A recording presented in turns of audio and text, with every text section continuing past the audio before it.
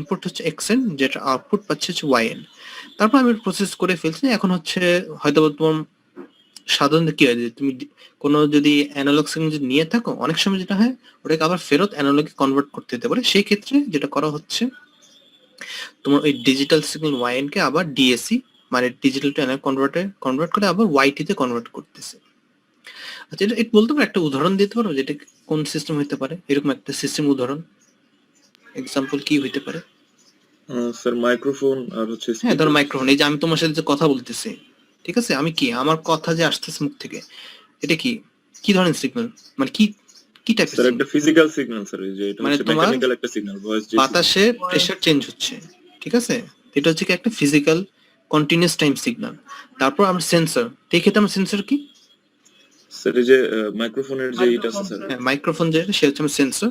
তো সেন্সরটা ট্রান্সডিউসার এই, থাকে স্যার একটা হ্যাঁ ভিতরে। ট্রান্সডিউসার, যে তোমার বাতাসের প্রেসারকে কিসে কনভার্ট করতেছে, ইলেকট্রিক্যাল সিগন্যালে কনভার্ট করতেছে, এবং স্যার একটা অবভিয়াসলি অ্যানালগ একটা, সিগন্যালে কনভার্ট। হ্যাঁ অ্যানালগ একটা কন্টিনিউয়াস টাইম সিগন্যাল। তারপর অবভিয়াসলি আমার এটা তো আমার কম্পিউটার লাগবে না, কম্পিউটারের ভিতরে অ্যাটলিস্ট ইনিশিয়াল পার্টে কিছু অ্যানালগ ইলেকট্রনিক্স আছে, সেটা এটাকে ওই র ডেটাকে কনভার্ট করে যদি কম্পিউটার বুঝতে পারে এমন একটা অ্যানালগ সিগন্যাল তৈরি করলো। তারপর অবভিয়াসলি পোর্টের মধ্যেই তোমার একটা এডিসি আছে, সেটা ওটাকে ডিজিটাল সিগন্যাল কনভার্সন করে ফেলতেছে। তারপর তোমার ডিএসপি, এখন ডিএসপি যেটা হয় নর্মালি, এটা তোমার ধরো আমার পিসির ক্ষেত্রে প্রসেসরই এই কোন সফটওয়্যার কোডের মাধ্যমে সে তোমার এই ডিএসপি ফাংশনালিটি কাজ করতেছে। কিন্তু কিছু কিছু ক্ষেত্রে, যেমন ধরো তোমার ফোনের ক্ষেত্রে অনেক সময় একটা ডেডিকেটেড চিপ থাকতে পারে যে ডিএসপি অপারেশন করে, ঠিক আছে। ধরো আমার পিসির ক্ষেত্রে যদি চিন্তা করি, সে কি করতেছে, আমার যে ইন্টেলের যে প্রসেসর আছে, সে হচ্ছে এই সিগন্যালটাকে নিয়ে কিছু প্রসেসিং, যেমন ধরো জুম, জুম কি করতেছে, আমরা তো যে কথা যে বলতেছি তো অনেক ভালো বলতে পারো হাই ব্যান্ডউইথ একটা সিগন্যাল তৈরি করলো, কিন্তু জুম তো কি ইন্টারনেটের মাধ্যমে তোমাদের সিগন্যালটা পাঠাচ্ছে, অবভিয়াসলি একটা ব্যান্ডউইথ লিমিটেশন আছে। সে কি করবে, ওটাকে কম্প্রেস করলো, মানে সাম টাইপ অফ প্রসেসিং করে তারপর তোমাদের এন্ড দিচ্ছে, ঠিক আছে না? জি স্যার। এরপরে তোমরা যখন শুনতে পাচ্ছ, শোনার ক্ষেত্রে কি হচ্ছে, তোমরা আবার ওই ডিজিটাল সিগন্যালটাকে অ্যানালগ কনভার্ট করে তোমার ইয়ারপিসে, তোমার ইদার স্পিকার হতে পারে অথবা তোমার ইয়ারফোন, ওখানে কনভার্ট করে তুমি জিনিসটা পাচ্ছ। ক্লিয়ার? জি স্যার। এটাই বলতে পারো আমরা টোটাল যে সিগন্যাল প্রসেসিং। কিন্তু আমরা এই কোর্সে হচ্ছে শুধু ডিএসপি মানে সিগন্যাল প্রসেসিং পার্টটাকে ফোকাস করব। আচ্ছা, এখন তাহলে আমরা যদি একটু অন্য জায়গায় যদি যাই, মানে তোর বইতে যদি যাই, তো বইয়ের এটা হচ্ছে তোমার পেজ 5, মানে চ্যাপ্টার 1 এর পেজ 5, সেকশন হচ্ছে 1.1.2। টেকনোলজি দেখো, এই পার্টটা হচ্ছে বেসিক্যালি আমরা ডিজিটাল প্রসেসিং কেন ইউজ করি, মানে অ্যাডভান্টেজ কি অ্যানালগ সিগন্যালের সাপেক্ষে, অ্যানালগ প্রসেসিং এর সাপেক্ষে। তো এটা তো আমরা যদি ব্লক ডায়াগ্রামটা দেখি, যেটা একটু আগে দেখলাম, যে 1.1.3, যে একটা অ্যানালগ ইনপুট থাকে, এ টু ডি কনভার্টার কনভার্ট করে ডিজিটাল কনভার্সন করতেছে, তারপর ডিএসপি মানে ডিজিটাল সিগন্যাল প্রসেসর ওটাকে সাম সর্ট অফ আউটপুট তৈরি করতেছে, তারপর আবার ডি টু এ কনভার্ট করে আমি অ্যানালগ পাচ্ছি। তো এইসব সিস্টেমের আই গেস বলতে পারো 4টা অ্যাডভান্টেজ আছে এবং ধর একটা লিমিটেশন আছে। তো প্রথম অ্যাডভান্টেজ হচ্ছে ধর ফ্লেক্সিবিলিটি। আচ্ছা, ফ্লেক্সিবিলিটি অর্থ, শব্দ অর্থ বুঝো? মানে স্যার সহজ প্রাপ্যতা, মানে অনেক অনেক ভাবে অ্যাডাপ্ট করতে পারবে, অনেক অনেক কেসে তুমি হ্যাঁ অ্যাডজাস্ট করতে পারবে, অনেক ক্ষেত্রে ইউজ করতে পারবে। তো ফ্লেক্সিবল কেন? কারণ আমি যদি একটা অ্যানালগ সার্কিট যদি চিন্তা করি, সেখানে হচ্ছে তোমার আমি যদি কোনো এটার প্যারামিটার যদি চেঞ্জ করতে চাই, কি করবা তুমি? ইদার ওই সার্কিটে কোনো গেইনকে চেঞ্জ করলাম, কোনো রেজিস্টার ভ্যালু চেঞ্জ করলাম, কিছু কিছু ক্ষেত্রে তোমাকে পুরা হার্ডওয়্যারটাকেই চেঞ্জ করতে হচ্ছে, মানে তোমাকে হার্ডওয়্যার লেভেলে চেঞ্জ করার প্রয়োজন। এটা মানে কি, এটা করা তো অত সহজ না, টাইম কনজিউমিং, তারপর হচ্ছে কস্টিং এর ব্যাপার আছে, সবসময় পাওয়া যাবে কিনা, প্লাস তুমি যখন চেঞ্জ করলো তখন তোমাকে ভেরিফাই করতে হবে যে আসলে কি এর কাজ করতেছে কিনা। কিন্তু তুমি ডিজিটাল প্রসেসিং কি করবো, জাস্ট কয়েকটা কোড লাইন চেঞ্জ করে দিলা, হয়ে গেল আমার, আমি অন্য একটা সিস্টেম যেটা ইউজ করবো। যেমন ধরো আমার প্রসেসর, মানে আমার ল্যাপটপের প্রসেসর এই যে এই ভয়েস সিগন্যালকে প্রসেস করতে জুমের মাধ্যমে, মানে জুম কোড দিয়ে ধর চেঞ্জ করতে, কিন্তু আমি চাইলে হয়তো আমার যখন আমি আমার ওয়েবক্যাম ইউজ করবো, তখন কি সেটাও তো অন্য ধরনের সিগন্যাল, ভিডিও সিগন্যালকে একই processor just simple code change করে আবার আমি করতেছি খুব সহজে, অনেক ক্ষেত্রে আমি এটাকে অ্যাডাপ্ট করতে পারতেছি। ক্লিয়ার জিনিসটা যে কেন এটা ফ্লেক্সিবল? জি স্যার। আচ্ছা, এটা খুব সিম্পল জিনিস। এটা হচ্ছে তো প্রথম অ্যাডভান্টেজ কি ফ্লেক্সিবিলিটি, যেটা তোমার ডিজিটাল ক্ষেত্রে খুবই সহজে করতে পারো, কিন্তু অ্যানালগ ক্ষেত্রে অনেক কমপ্লেক্সিটি থাকে, কারণ তোমাকে এটাকে হার্ডওয়্যার লেভেলে চেঞ্জ করতে হচ্ছে এবং এটা ভেরিফিকেশন পার্ট। তো আমি অনেক কিছু বলতেছি, বেসিক্যালি তোমার এই যে প্যারাগ্রাফ আছে তুমি একটু পড়ে দেখো, ওই জিনিসই বলা আছে, জাস্ট অন্য অন্য কথায় ধরো, ঠিক আছে? এটা পড়বা। তো ফার্স্ট পয়েন্ট হলো ফ্লেক্সিবিলিটি, সেকেন্ড পয়েন্ট হচ্ছে অ্যাকুরেসি। আচ্ছা, অ্যাকুরেসি দিয়ে বোঝাচ্ছে যে তোমার কত অ্যাকুরেট সিগন্যাল পাচ্ছ। তো অ্যানালগের ক্ষেত্রে সমস্যা হচ্ছে যে তোমার যেসব তুমি ডিভাইস অথবা কম্পোনেন্ট ইউজ করতেছো সেটা কিছু টলারেন্স থাকে, তো ওই টলারেন্সের উপরেই ওই টলারেন্সের মধ্যে রেখে তোমাকে কাজ করতে হবে, তুমি এটার বাইরে তো যেতে পারবে না। এই কারণে ওটাতে অ্যাকুরেসি বাড়ানো খুব কঠিন। তুমি যদি অ্যাকুরেসি বাড়াতে চাচ্ছ কি করবা, তোমাকে আরো বেশি অ্যাকুরেট কম্পোনেন্ট ইউজ করতে হবে, ঠিক আছে না? জি স্যার, তাহলে ফিজিক্যালি তো স্যার আসলে এত অ্যাকুরেট পাওয়া সম্ভব না, যে ম্যাটেরিয়াল বা যে অবভিয়াসলি component একটা তোমার ফিজিক্যাল ল লিমিট থাকতে পারে, অথবা তোমার তোমার যে অ্যাপ্লিকেশন আছে তোমার বাজেটে এত অ্যাকুরেট কোম্পানি ইউজ করতে পারতেছে না। তুমি যদি আরো অ্যাকুরেসি যদি চাও, তোমাকে আরো ভালো আরো এক্সপেন্সিভ কোম্পানি ইউজ করতে হতে পারে। কিন্তু ডিজিটাল ক্ষেত্রে কি করবে, তুমি জাস্ট প্রোগ্রামে গিয়ে তুমি জাস্ট যেই ভ্যারিয়েবল ইউজ করতেছো সেটা জাস্ট জাস্ট লেন্থ বাড়াই দিলাম, তাহলে অ্যাকুরেসি বেড়ে গেল। খুব সহজে তুমি অ্যাকুরেসি ইনক্রিজ করতে পারবে। মেইনলি স্যার প্রোগ্রামিং এর মাধ্যমে আসলে পুরো হ্যাঁ, ব্যাপারটা আমরা প্রোগ্রাম মাধ্যমে তুমি অ্যাকুরেসি তুমি চাইলে আরো স্যাম্পল রেটটা বাড়াই দিলাম, আরো বেশি ডেটা পয়েন্ট পাচ্ছ, আরো অ্যাকুরেট হয়ে গেল, মানে খুব সহজে করতে পারবা অ্যাকুরেসির ক্ষেত্রে। ওই জিনিসটা এখানে লেখা আছে, ওটা just দেখে নিও। এটা গেল সেকেন্ড পয়েন্ট। থার্ড পয়েন্ট হচ্ছে তোমার easily stored on magnetic media অথবা অন্য টাইপ অফ মিডিয়া, যেটি বলো ম্যাগনেটিক বলো অথবা ফ্ল্যাশ মিডিয়া যেটি। এখন এটা সুবিধাটা যেটা হচ্ছে, ধরো তুমি ডিজিটাল সিগন্যালকে খুব সহজেই তোমার এসব ইলেকট্রনিক মিডিয়াতে সেভ করতে পারবে এবং কোনো ডিগ্রেডেশন ছাড়া। ডিগ্রেডেশন মানে কি, যে ধরো তুমি কোনো অ্যানালগ সিগন্যাল যদি রেকর্ড করো, যেমন ধরো তোমাদের যদি কোনো ভয়েস রেকর্ডার, যেখানে ধরো এই যে ম্যাগনেট টেপ টেপ টেপ দেখছো না, যেখানে ধর ভয়েস তুমি রেকর্ড করতে পারো, থাকে যে স্যার। তো ওখানে তো সব সময় কি থাকে, তোমার সিগন্যাল তো থাকতে প্লাস কিছু নয়েজ থাকতেছে, ঠিক আছে না? জি স্যার। হ্যাঁ, তুমি বারবার যতবার ওটা কপি করবা তত নয়েজ অ্যাড হতে থাকবে। আরেকটা সহজ উদাহরণ হচ্ছে, তুমি যখন কোনো বইয়ের ফটোকপি করো, তুমি একবার ফটোকপি করলা, ওটার মধ্যে কিছু নয়েজ ইন্ট্রোডিউস হলো, যে কয়েক যে কালো কালো ডট হলো, হ্যাঁ ওই ফটোকপি যদি আবার ফটোকপি করো, আরো বেশি নয়েজ ইন্ট্রোডিউস হবে, আরো আনক্লিয়ার হবে, ঠিক আছে না? জি স্যার। কিন্তু ডিজিটাল ক্ষেত্রে তুমি জাস্ট একটা ফাইল কপি করলা, ওর কোনো নয়েজ ইন্ট্রোডিউস হইতেছে না, না স্যার। ঠিক আছে? এই কারণে খুব সহজে স্টোর করতে পারবা।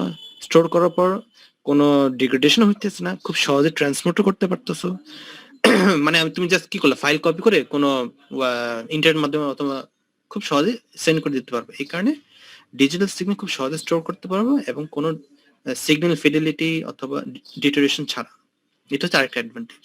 তারপর আরেকটা সেকেন্ড, এরপর অ্যাডভান্টেজ হচ্ছে চিপার, মানে তোমার নর্মালি ডিজিটাল সিগন্যাল প্রসেসিং যদি করতে চাও, তোমার যে প্রসেসর ইউজ করা হয় সেটা সাধারণত অনেক কস্ট এফেক্টিভ, কারণ তুমি একই প্রসেসর ইউজ করে অনেক ধরনের প্রসেসিং করতে পারতেছো।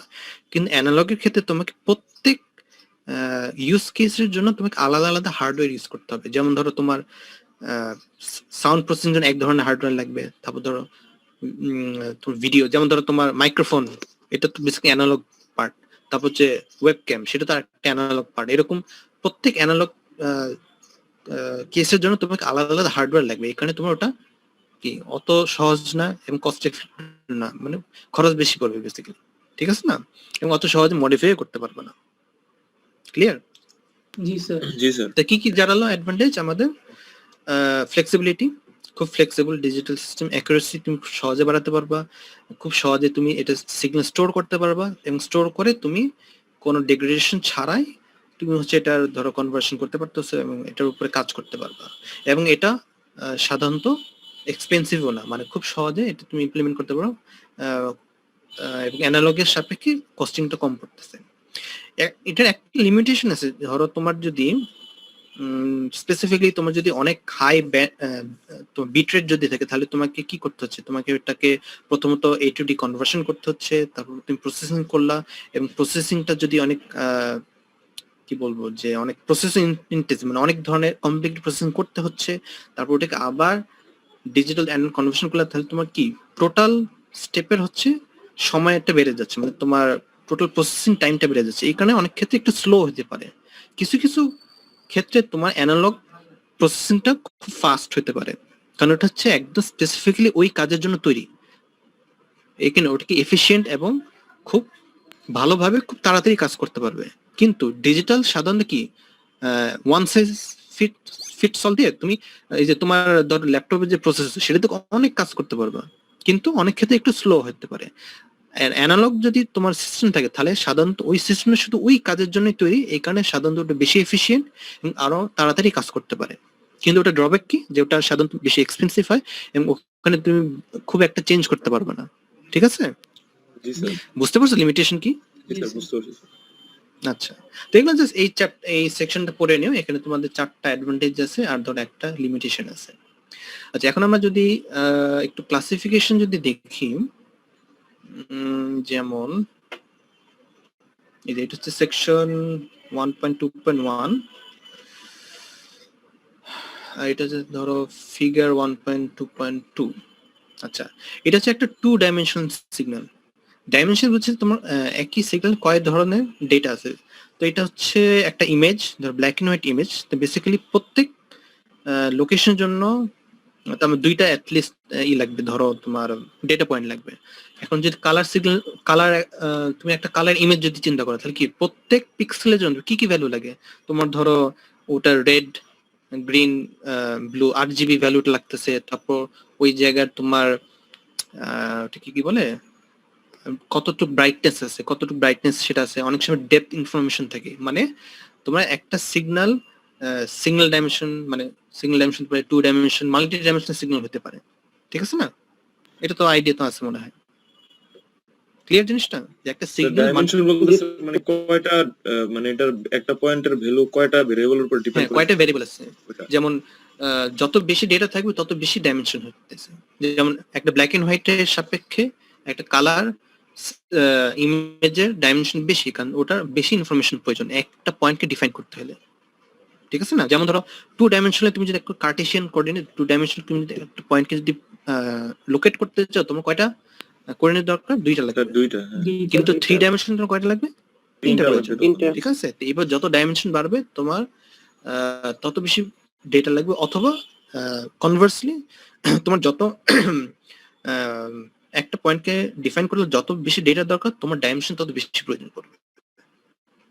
ক্লিয়ার? জি স্যার। আচ্ছা, তো এটা তো মোটামুটি খুব বেসিক একটা জিনিস। আচ্ছা, এরপরে আমরা যদি দেখি ফিগার 2.5 কোথায় আছে, আচ্ছা এটা একটু পরে দেখতেছি। আমরা যদি এখানে আসি, আচ্ছা তো আমরা তো এই পর্যন্ত কয়েক ধরনের সিগন্যাল কথা বলতেছি, যেটা তুমি হয়তো আগেও দেখছো। যেমন ধরো এখানে বলা হচ্ছে ধরো কন্টিনিউয়াস টাইম সিগন্যাল। তো কন্টিনিউয়াস টাইম সিগন্যাল অর্থটা কি? স্যার টাইমে সব টাইমে স্যার একটা ভ্যালু থাকবে স্যার এটা।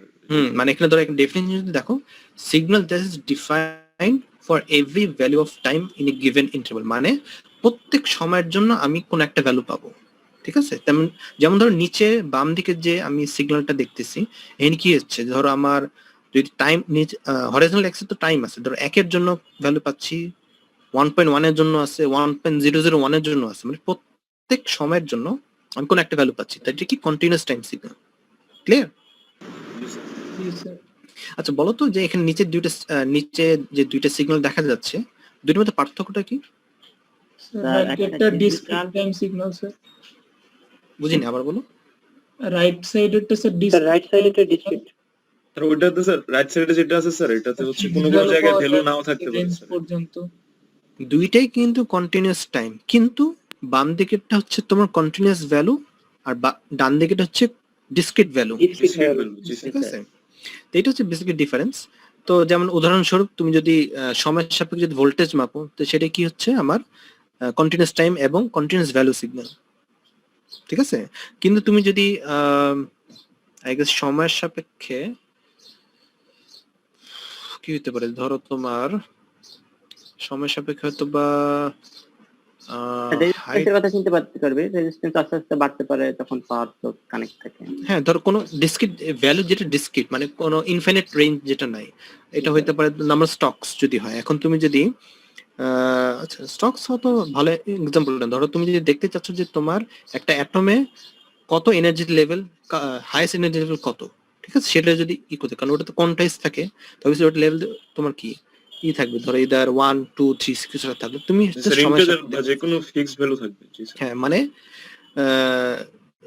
কন্টিনিউয়াস টাইম, কিন্তু ডিসক্রিট ভ্যালু মানে টাইম যে কোনো ভ্যালু সময় তুমি ভ্যালু পাবা, কিন্তু ভ্যালুগুলো যেটা পাচ্ছ অ্যামপ্লিটিউড সেটা হচ্ছে ডিসক্রিট হবে, মানে সেটা রেঞ্জটা হচ্ছে ফাইনাইট। আচ্ছা, তো এটা গেল কন্টিনিউয়াস টাইম সিগন্যাল। এরপর হচ্ছে তো ডিসক্রিট টাইম সিগন্যাল।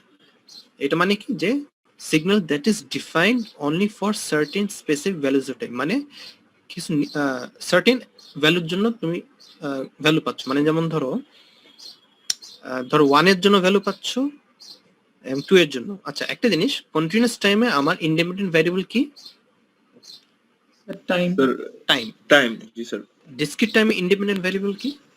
স্যার এটা হচ্ছে কোয়ান্টিটি স্যার, একটা যে এটাকে ছোট n যেটা বলা হয় নাম্বার অফ স্যাম্পলস, কয়টা তুমি স্যাম্পল নিচ্ছ, ঠিক আছে। তো এখানে n তো ডিসক্রিট, মানে তুমি 1 এর জন্য পাবা, 2 এর জন্য পাবে, কিন্তু এই 1 2 এর মাঝে কোনো ভ্যালু পাবা না। এখানে এটা কি ডিসক্রিট টাইম সিগন্যাল। যেমন উদাহরণস্বরূপ যে number of stocks traded per day, মানে প্রত্যেক দিন কতগুলা শেয়ার ধরো বিক্রি হচ্ছে, এটা অবভিয়াসলি কি দিন, তো আমি দিন যদি হিসাব করি তাহলে অবভিয়াসলি এটা কি ডিসক্রিট থাকতেছে, এবং নাম্বার স্টকস মানে কত শেয়ার, এটা অবভিয়াসলি ডিসক্রিটই থাকবে, তোমার তো অর্ধেক শেয়ার তো বিক্রি করবে না, ঠিক আছে। জি স্যার। আচ্ছা, তো এটা হলো ডিসক্রিট টাইম সিগন্যাল। আচ্ছা, কারো কি কোনো প্রশ্ন আছে? যদি প্রশ্ন থাকে, এই তোমাদের হ্যান্ড রেজ অপশন আছে, সেটা ইউজ করবা, আমি হয়তো প্রশ্ন করতে পারি, তো তোমরা প্রশ্ন উত্তর দিবা। তো এটা আমরা এতক্ষণ দেখলাম কন্টিনিউয়াস টাইম, এখন হচ্ছে ধর ডিসক্রিট টাইম। এরপরে আচ্ছা, এখানে দাও, এটা কি কন্টিনিউয়াস অ্যামপ্লিটিউড সিগন্যাল, ঠিক আছে। আচ্ছা, বলো তো যে উপরে এই যে সিগন্যাল দেখতে পাচ্ছ, যে আমি যেটা পয়েন্ট করতেছি, এটা কি টাইপের সিগন্যাল? এটা continuous amplitude sir. Continuous time এবং কন্টিনিউয়াস অ্যামপ্লিটিউড। আচ্ছা, এটা কি? এটা sir discrete time. Discrete time, discrete amplitude. না, এটা হচ্ছে কন্টিনিউয়াস অ্যামপ্লিটিউড। ঠিক আছে, discrete time, continuous amplitude. Continuous amplitude. আর এটা এটা হচ্ছে continuous time, discrete amplitude. Continuous time discrete amplitude. আর এটা কি হচ্ছে? Discrete time. এটা যদি হয়তো ক্লিয়ার না, কিন্তু এটা হচ্ছে ডিসক্রিট টাইম এবং ডিসক্রিট অ্যামপ্লিটিউড, ঠিক আছে। তো এটা জাস্ট উদাহরণস্বরূপ, যেমন ধরো তোমার কালার যদি হয়, কালার কি আমার অ্যামপ্লিটিউড ডিসক্রিট হতে পারে, কারণ কালার নীল, কালো, লাল, কিন্তু টেম্পারেচার কি হবে? টেম্পারেচার তোমার কি কন্টিনিউয়াস অ্যামপ্লিটিউড হবে, তাই না? জি স্যার। আচ্ছা, তারপর যে এটা তো ডিসক্রিট অ্যামপ্লিটিউড সিগন্যাল, এটা তো বলা হচ্ছে। আচ্ছা, এখানে হচ্ছে সবগুলা এক্সাম্পল দেওয়া আছে। অ্যানালগ সিগন্যাল তাহলে কি হচ্ছে? যদি টাইমও যদি কন্টিনিউয়াস হয় এবং অ্যামপ্লিটিউডও যদি কন্টিনিউয়াস, সেই ক্ষেত্রে আমার কি হবে? Analog signal. জি স্যার। আর ডিজিটাল সিগন্যাল কি? তোমার ইন্ডিপেন্ডেন্ট ভ্যারিয়েবল মানে টাইম যেটা ডিসক্রিট হবে, মানে স্যাম্পলস হচ্ছে, এবং অ্যামপ্লিটিউডটাও ডিসক্রিট হবে, এটা হচ্ছে ডিজিটাল সিগন্যাল। তো এরকম 4টা কম্বিনেশন। তাহলে এখানে এটা হচ্ছে আমার কি অ্যানালগ, আর এটা হচ্ছে আমার কি ডিজিটাল। স্যার মাঝখানে যেটা স্যার ওই দুটো কি স্যার? ওগুলোকে অন্যভাবে, এটা আলাদা কোনো স্পেসিফিক নাম নেই। এটা হচ্ছে তোমার কন্টিনিউয়াস টাইম ডিসক্রিট অ্যামপ্লিটিউড, আর এটা হচ্ছে কি ডিসক্রিট টাইম কন্টিনিউয়াস অ্যামপ্লিটিউড। কিন্তু আমরা যখন বলি অ্যানালগ, তখন কি বলা হয়? আমার ইন্ডিপেন্ডেন্টও আমার কন্টিনিউয়াস, এবং আমার যে ডিপেন্ডেন্ট সেটাও কন্টিনিউয়াস। কিন্তু ডিজিটাল ক্ষেত্রে দুইটাই আমার আবার ডিসকন্টিনিউয়াস, মানে ডিসকন্টিনিউয়াস বলতে ডিসক্রিট যেটা বলতে পারো। আচ্ছা, এখানে আচ্ছা, তাহলে কি অ্যানালগ সিগন্যাল কি? Fundamental signal because you must. আচ্ছা, তো অ্যানালগ সিগন্যাল হচ্ছে কেন প্রয়োজন? কারণ আমাদের ফিজিক্যালি যে সিগন্যাল সবই তো অ্যানালগ, তাই না? জি স্যার। অলমোস্ট যে সিগন্যাল আমি যে ধরো তুমি ধরো সাউন্ড যদি নাও, ইমেজ, টেম্পারেচার, যাই বলো, সব তো অ্যানালগ। এই কারণে এটা খুব ইম্পর্টেন্ট। কিন্তু আমি যখন প্রসেসিং করব, অবভিয়াসলি এটাকে ডিজিটাল কনভার্ট করে নিতে হবে। এই কারণে কেন করতেছি? কারণ খুব সহজে করতে পারি, কারণ এটা অনেক প্র্যাকটিক্যাল এবং পারফরম্যান্স অ্যাডভান্টেজ আছে, ঠিক আছে, এই কারণে আমরা সাধারণত করে থাকি। কিন্তু কিছু কিছু ক্ষেত্রে যেখানে হচ্ছে আমার খুব স্পেসিফিক অ্যাপ্লিকেশন আছে যেখানে ডিজিটালটা করা আই গেস অত এফিশিয়েন্ট না, এবং অত ভালো হয় না, সেই ক্ষেত্রে অ্যানালগ ইউজ করা হয়। ঠিক আছে, কিন্তু নর্মালি আমরা ডিজিটালি করি সাধারণত সব ক্ষেত্রে। আচ্ছা, আর অ্যানালগ সিস্টেম কি?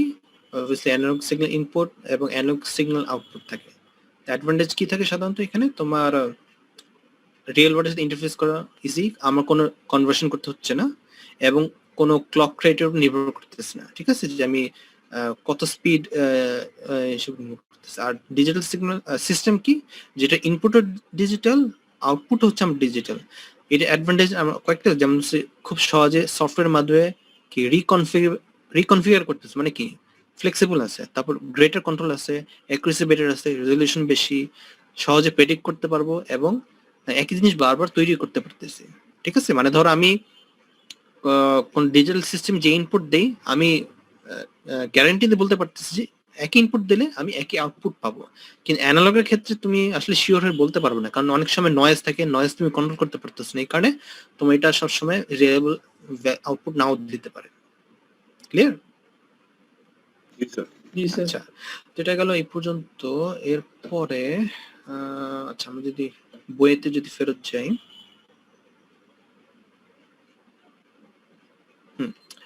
আচ্ছা, তো আমরা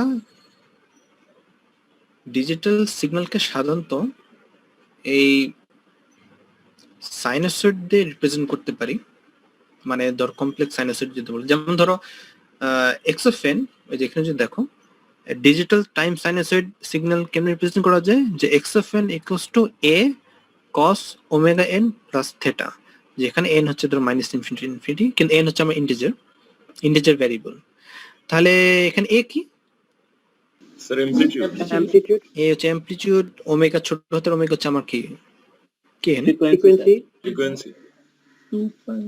এখানে হচ্ছে আমার frequency in radians per sample. Radian per second. আচ্ছা, একটু দাঁড়াও, এটা তোমার বইয়ের কত নম্বর পেজ? 14। আচ্ছা, এখানে স্লাইড এখানে দেখো একই জিনিস লেখা আছে। আচ্ছা, তোমাদের স্লাইড এটা আমি দিয়ে দিব, এখানে অত চিন্তা করতে হবে না। আর মেইনলি স্লাইডটা হচ্ছে তোমার বই থেকেই নেওয়া হয়েছে। তো দেখো আবারও বলি যে এক্সোফেন তাহলে কি A cos omega n plus theta, যেখানে আমার এ হচ্ছে অ্যামপ্লিটিউড আর ওমেগা হচ্ছে কি frequency in radians per sample. আচ্ছা, এটা যদি কন্টিনিউয়াস হতো সেক্ষেত্রে ওমেগা কি হতো? রেডিয়ান পার সেকেন্ড হতো। ঠিক আছে, কিন্তু এখানে আমি তোমার ইন্ডিপেন্ডেন্টটা টাইম থেকে স্যাম্পল কনভার্সন হওয়ার কারণে হয়ে যাচ্ছে রেডিয়ান্স পার স্যাম্পল। তো অবভিয়াসলি যদি ওমেগা যদি ফ্রিকোয়েন্সি এটা হয়, মানে ফ্রিকোয়েন্সি রেডিয়ান্স পার স্যাম্পল হয়, তাহলে এফ হচ্ছে তাহলে কি ফ্রিকোয়েন্সি হবে। ঠিক আছে, নরমাল যে ফ্রিকোয়েন্সি, যেখানে এফ হচ্ছে আমার কি সাইকেলস পার স্যাম্পল। ঠিক আছে, জি স্যার। অথবা এখানে ওমেগাকে আরেকভাবে কি বলতে পারো, আরেকটা নাম কি? এফ যদি ফ্রিকোয়েন্সি হয় তো ওমেগা কি বলা হয়? Sir angular frequency. Angular frequency. ঠিক আছে, আচ্ছা, তো এটা হচ্ছে আমার কি ওমেগা হচ্ছে কি 2πf, আর আচ্ছা ওমেগা 2πf, আর ফেজ তো আমার থেটা ইন রেডিয়ান্স, আর অবভিয়াসলি এন তো আমার কি ইন্টিজারে থাকতেছে। আচ্ছা, তো এখন আচ্ছা, এটা ধরো তিনটা প্রপার্টি আছে, যে আমি কি বলছি, একটা ডিসক্রিট টাইম সাইনোসয়েড সিগন্যাল হচ্ছে যেখানে x n A cos omega n plus theta, এটার মেইনলি তিনটা প্রপার্টি আছে। এবং আচ্ছা, এক্সাম যে ফিগারটা দেখো, তো ফিগারে আমি দেখতে পাচ্ছি একটা কি আচ্ছা বলো কি টাইপের সিগন্যাল? কন্টিনিউয়াস স্যার এটা discrete time continuous amplitude time continuous signal.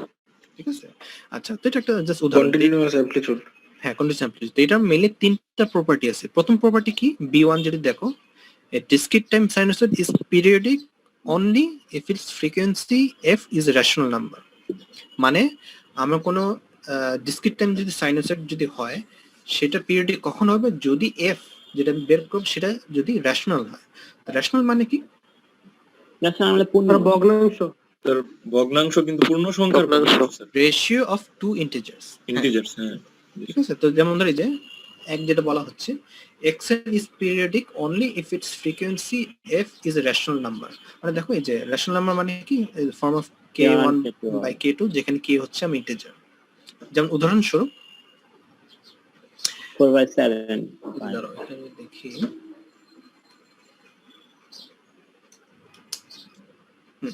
তো এখানে প্রথম যে এক্সাম্পল দেওয়া আছে যে এটা ওমেগা, এখানে আমার কত 4/7 পাই, ঠিক আছে? তাহলে এখানে আমার ওমেগা হচ্ছে তোমার 4/7 পাই। এফ কি হবে? এফ হচ্ছে স্যার 2 পাই এফ হচ্ছে আমার কি 2 পাই দেখা 4/7 পাই। তাহলে 4/14 4/14 4/14 জি স্যার। 4/14 মানে 2/7, ও না, হ্যাঁ 2/7 জি স্যার। আচ্ছা হ্যাঁ কি 2/7 ঠিক আছে? মানে যে এখানে করা গেল আর এটাতে যে এখানে। আচ্ছা, তো এটা কি ইন্টিজার, মানে স্যার এটা কি রেশনাল? জি স্যার কেন? জি স্যার। জি স্যার রেশনাল 2 আর 7 দুটোই পূর্ণ সংখ্যা। 2 হচ্ছে আমি ইন্টিজার, 7 হচ্ছে ইন্টিজার, ঠিক আছে? এই কারণে এটা আমার রেশনাল হইতেছে। কিন্তু সেকেন্ডটা যদি দেখো মানে আচ্ছা এটা সেকেন্ড না, যে নিচে দেখো 5/5 স্যার 5/5 তো একটা এই যে আচ্ছা ওটাও তোমার রেশনাল, কিন্তু এখানে দেখো এখানে আমার ওমেগা কত এই সাইনোসয়েডের ক্ষেত্রে 4/7 4/7 ওমেগা হচ্ছে আমার কি 4/7, ঠিক আছে? তাহলে আমার 2 পাই এফ হচ্ছে কি 2/7 তাহলে এই ক্ষেত্রে আমার এফ কি হচ্ছে পাই স্যার থেকে যাচ্ছে নিচে একটা পাই থেকে এফ হচ্ছে 2/7 পাই 2/7 মানে এটা রেশনাল হচ্ছে না কেন? স্যার কারণ পাই হচ্ছে 7 পাই মাল্টিপ্লাই করলে ওটা এরকম তাহলে এটা তো আর ইন্টিজার না, জি স্যার। ঠিক আছে? তো এভাবে তোমরা তাহলে কি বোঝা গেল যে আমার একটা সাইনোসয়েডের ক্ষেত্রে আমার এফ যদি রেশনাল হয় সেক্ষেত্রে আমার হবে এটা পিরিয়ডিক সিগন্যাল, ঠিক আছে? আর যদি রেশনাল না হয় তাহলে হচ্ছে অ্যাপিরিয়ডিক অথবা নন পিরিয়ডিক অ্যাপিরিয়ডিক। আচ্ছা, সেকেন্ড পয়েন্ট যেটা হচ্ছে যে radiant frequency separated by an integer multiple of 2 pi are identical, মানে আমার এইসব ডিসক্রিট টাইম সাইনোসয়েড হচ্ছে 2 পাই পর পর এটা রিপিট হইতে থাকে, মানে জি স্যার। আমার যদি ফ্রিকোয়েন্সি 2 পাই এর মাল্টিপল যদি হয় তাহলে আমি এটা সাইক্লিক, মানে একই জিনিস ফেরত পাবো, আইডেন্টিক্যাল জিনিস হচ্ছে। কেন হয় এটা বলো তো? তো 2 পাই পর পর তো স্যার এটা রিপিট করে বলছে সাইনোসয়েড তো স্যার এই যে পিরিয়ডিক না স্যার, হ্যাঁ একটা পূর্ণ চক্র মানে একটা পূর্ণ চক্র সম্পন্ন করে একটা পুরো সাইকেল কমপ্লিট করে 2 পাই পর পর। এখানে 2 পাই 360 ডিগ্রি স্যার 2 পাই সমান 360 ডিগ্রি তো 360 ডিগ্রি পর পর রিপিট করতেছে তো এইজন্য পিরিয়ডিক। হ্যাঁ, কারণ একটা কোসাইনের পুরো পিরিয়ড হচ্ছে কি 2 পাই, মানে 0 থেকে 2 পাই অথবা -পাই টু পাই যেটা বলো। তো এই কারণে ওই পিরিয়ড পর পর আমি একই জিনিস ফেরত পাচ্ছি। এই কারণে বলতে পারি radiant frequency separated by integer multiple 2 pi are identical, যেটা তোমার বইতে হয়তো লেখা আছে যে B2 যেটা, যে তোমার একটা জিনিস আর এখানে প্রুফও দেওয়া আছে। যেমন ধরো এই যে cos ওমেগা প্লাস 2 পাই দিছি, ঠিক আছে? এন্ড এটা মানে কি তুমি চাইলে এটাকে একটু ভেঙে লিখলা, যেমন ধরো কি হলো omega into n plus 2 pi n, আর আমরা কি জানি 2 পাই n, n হচ্ছে আমার কি ইন্টিজার, তাই না? জি স্যার। তো n যদি ইন্টিজার হয় তাহলে 0 হলে এটা কি তো 0 হয়ে গেল, 1 হলে কি হচ্ছে 2 পাই হচ্ছে 2 পাই থেকে যাচ্ছে স্যার। মানে cos স্যার 2 কোনো পাই কত? চেঞ্জ হচ্ছে না স্যার cos 2 পাই cos 2 পাই হচ্ছে স্যার পাই স্যার cos স্যার কত হয়? স্যার cos Sir, 2 পাই সমান 360 ডিগ্রি মানে হচ্ছে স্যার 0ই তো হয় স্যার। স্যার 1 স্যার 1 1 হয় 1 হয় সরি। স্যার বেসিক্যালি এটা হচ্ছে যে আমি যদি 2 পাই যদি যোগ করি কিন্তু আমি হচ্ছে একই জিনিসই ফেরত পাবো না, একই ভ্যালু ফেরত পাচ্ছি, ঠিক আছে? এখানে এটা সাইনোসয়েড হওয়ার কারণে তোমার এটা জাস্ট 2 পাই পিরিয়ডিক, ঠিক আছে? আচ্ছা, এটা গেলাম সেকেন্ড পয়েন্ট যেটা ছিল, যেটা তোমার হয়তো আগেও এগুলো মনে পড়ছো। থার্ড পয়েন্ট যেটা পড়েছে স্যার সিগন্যাল যেটা পড়ছো, থার্ড পয়েন্ট যেটা হচ্ছে যে লোয়েস্ট রেট অফ অসিলেশন, মানে এখানে যেটা দেখতে পাচ্ছ is achieved for omega equals 2 পাই কে, মানে আমার যদি ওমেগা যদি কোনো পায়ের যদি ইভেন মাল্টিপল যদি হয় সেক্ষেত্রে আমার ফ্রিকোয়েন্সি লোয়েস্ট হবে, মানে অসিলেশন কত তাড়াতাড়ি চেঞ্জ হচ্ছে। কিন্তু আমার যদি ওমেগা হয় 2k + 1 পাই, মানে কি বেজোড় সংখ্যা যদি হয় অড, মানে অড, হ্যাঁ অড মাল্টিপল অফ পাই যদি হয় যেখানে কে হচ্ছে আমার ইন্টিজার, সেই ক্ষেত্রে আমার হাইয়েস্ট রেট অফ অসিলেশন মানে খুব তাড়াতাড়ি চেঞ্জ হবে। তো এটা বোঝার জন্য একটু এক্সাম্পল যদি দেখি, এক্সাম্পলটা মনে এখানে আছে।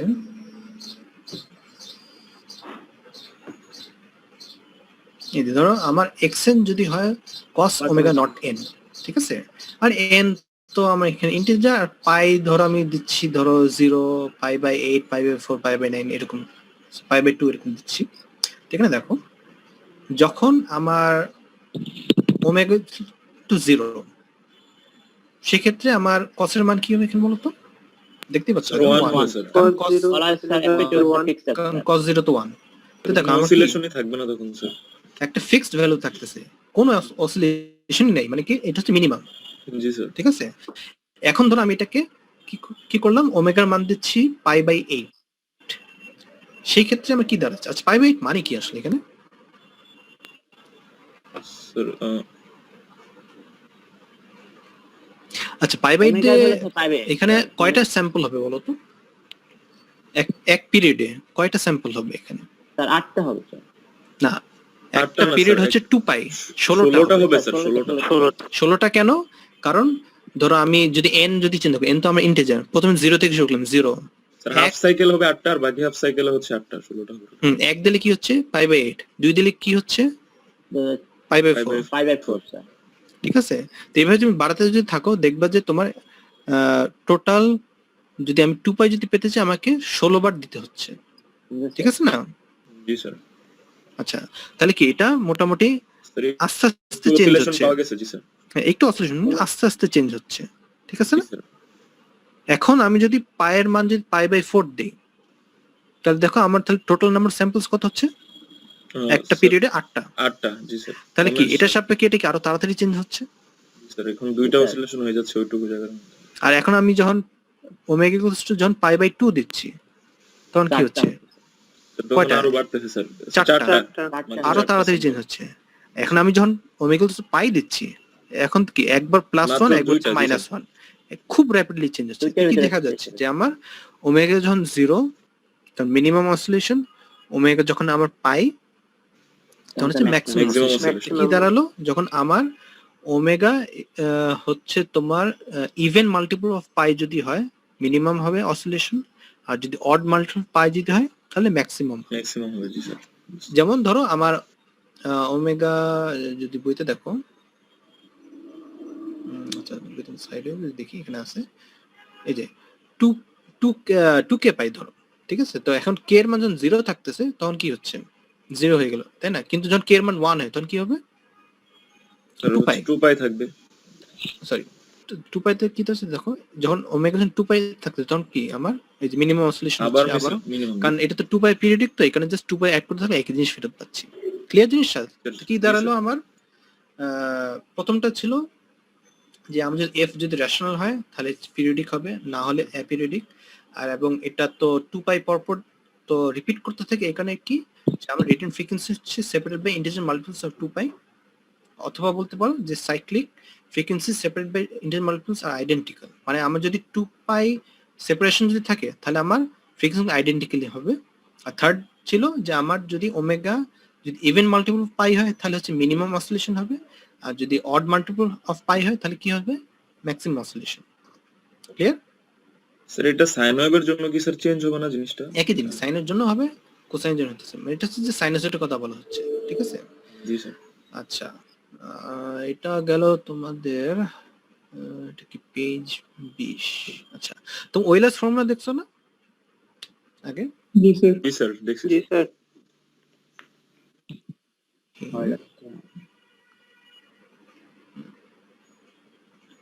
তো আমরা এখন দেখবো হারমোনিক্যালি রিলেটেড কমপ্লেক্স এক্সপোনেনশিয়ালস। আচ্ছা, কমপ্লেক্স এক্সপোনেনশিয়াল দিয়ে বোঝাচ্ছে যে তোমার ওয়েলার্স দিয়ে আমি যেটা পাচ্ছি, তো তোমরা হয়তো এটা দেখছো যে একটা কোসাইনকে যদি এটা যদি কমপ্লেক্স যদি থাকে সেক্ষেত্রে আমি এটাকে, অথবা কোসাইনকে আমি একটা কমপ্লেক্স এক্সপোনেনশিয়াল রিপ্রেজেন্ট করতে পারি। যেমন ধরো cos থিটা ইকুয়ালস টু কি? Half e to half z theta j theta plus half plus e to power minus j theta. ঠিক আছে? যেটা তোমরা হয়তো বা এখানে যেটা দেখছো যে, অথবা e to z theta equals to cos theta plus j sin theta. ওখান থেকে আমি cos এভাবে রিপ্রেজেন্ট করতে পারি, আর সাইনটাকে হচ্ছে যে e to z theta minus e to minus j theta by 2j, যেখানে j হচ্ছে আমার রুট অফ -1। এটা তো ওয়েলার্স রিলেশন, এটা তো হয়তো আগে দেখছো। জি স্যার। আচ্ছা, এখানে তাহলে কি কি দাঁড়ালো যে আমার একটা কোসাইনকে আমি টু কমপ্লেক্স এক্সপোনেনশিয়াল রিপ্রেজেন্ট করতে পারি যেটা হচ্ছে হ্যাভিং অপোজিট অ্যাঙ্গেলস, মানে একটা অ্যাঙ্গেল আমার পজিটিভ এবং আরেকটা অ্যাঙ্গেল কি আমার নেগেটিভ। নেগেটিভ। এটা যদি আমি চিন্তা করি কি দাঁড়াচ্ছে যে একটা সাইনোসয়েড অথবা একটা এক্সপোনেনশিয়াল হচ্ছে তোমার ধরো অ্যান্টি ক্লকওয়াইজ ঘুরতেছে, আর আরেকটা সাইনোসয়েড এক্সপোনেনশিয়াল কি ক্লকওয়াইজ ঘুরতেছে, ক্লকওয়াইজ ঘুরতেছে। ঠিক আছে? এটাকে আমি যদি পোলার ফর্ম যদি রিপ্রেজেন্ট যদি করতে চাই, এটা হচ্ছে আমাদের কমপ্লেক্স সাইনোসয়েডের যে ব্যাপারটা। আচ্ছা, তাহলে এখন যদি দেখি যে 39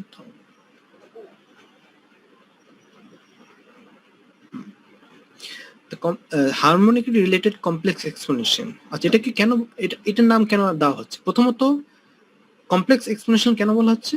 কারণ আমি একটা ডিসক্রিট টাইম সাইনোসয়েডকে ওয়েলার্স রিলেশন ইউজ করে এটাকে কমপ্লেক্স এক্সপোনেনশিয়াল রিপ্রেজেন্ট করতে পারি, ঠিক আছে না? জি স্যার। আচ্ছা, কিন্তু হারমোনিক রিলেটেড কেন? হারমোনিক্স মানে কি আসলে?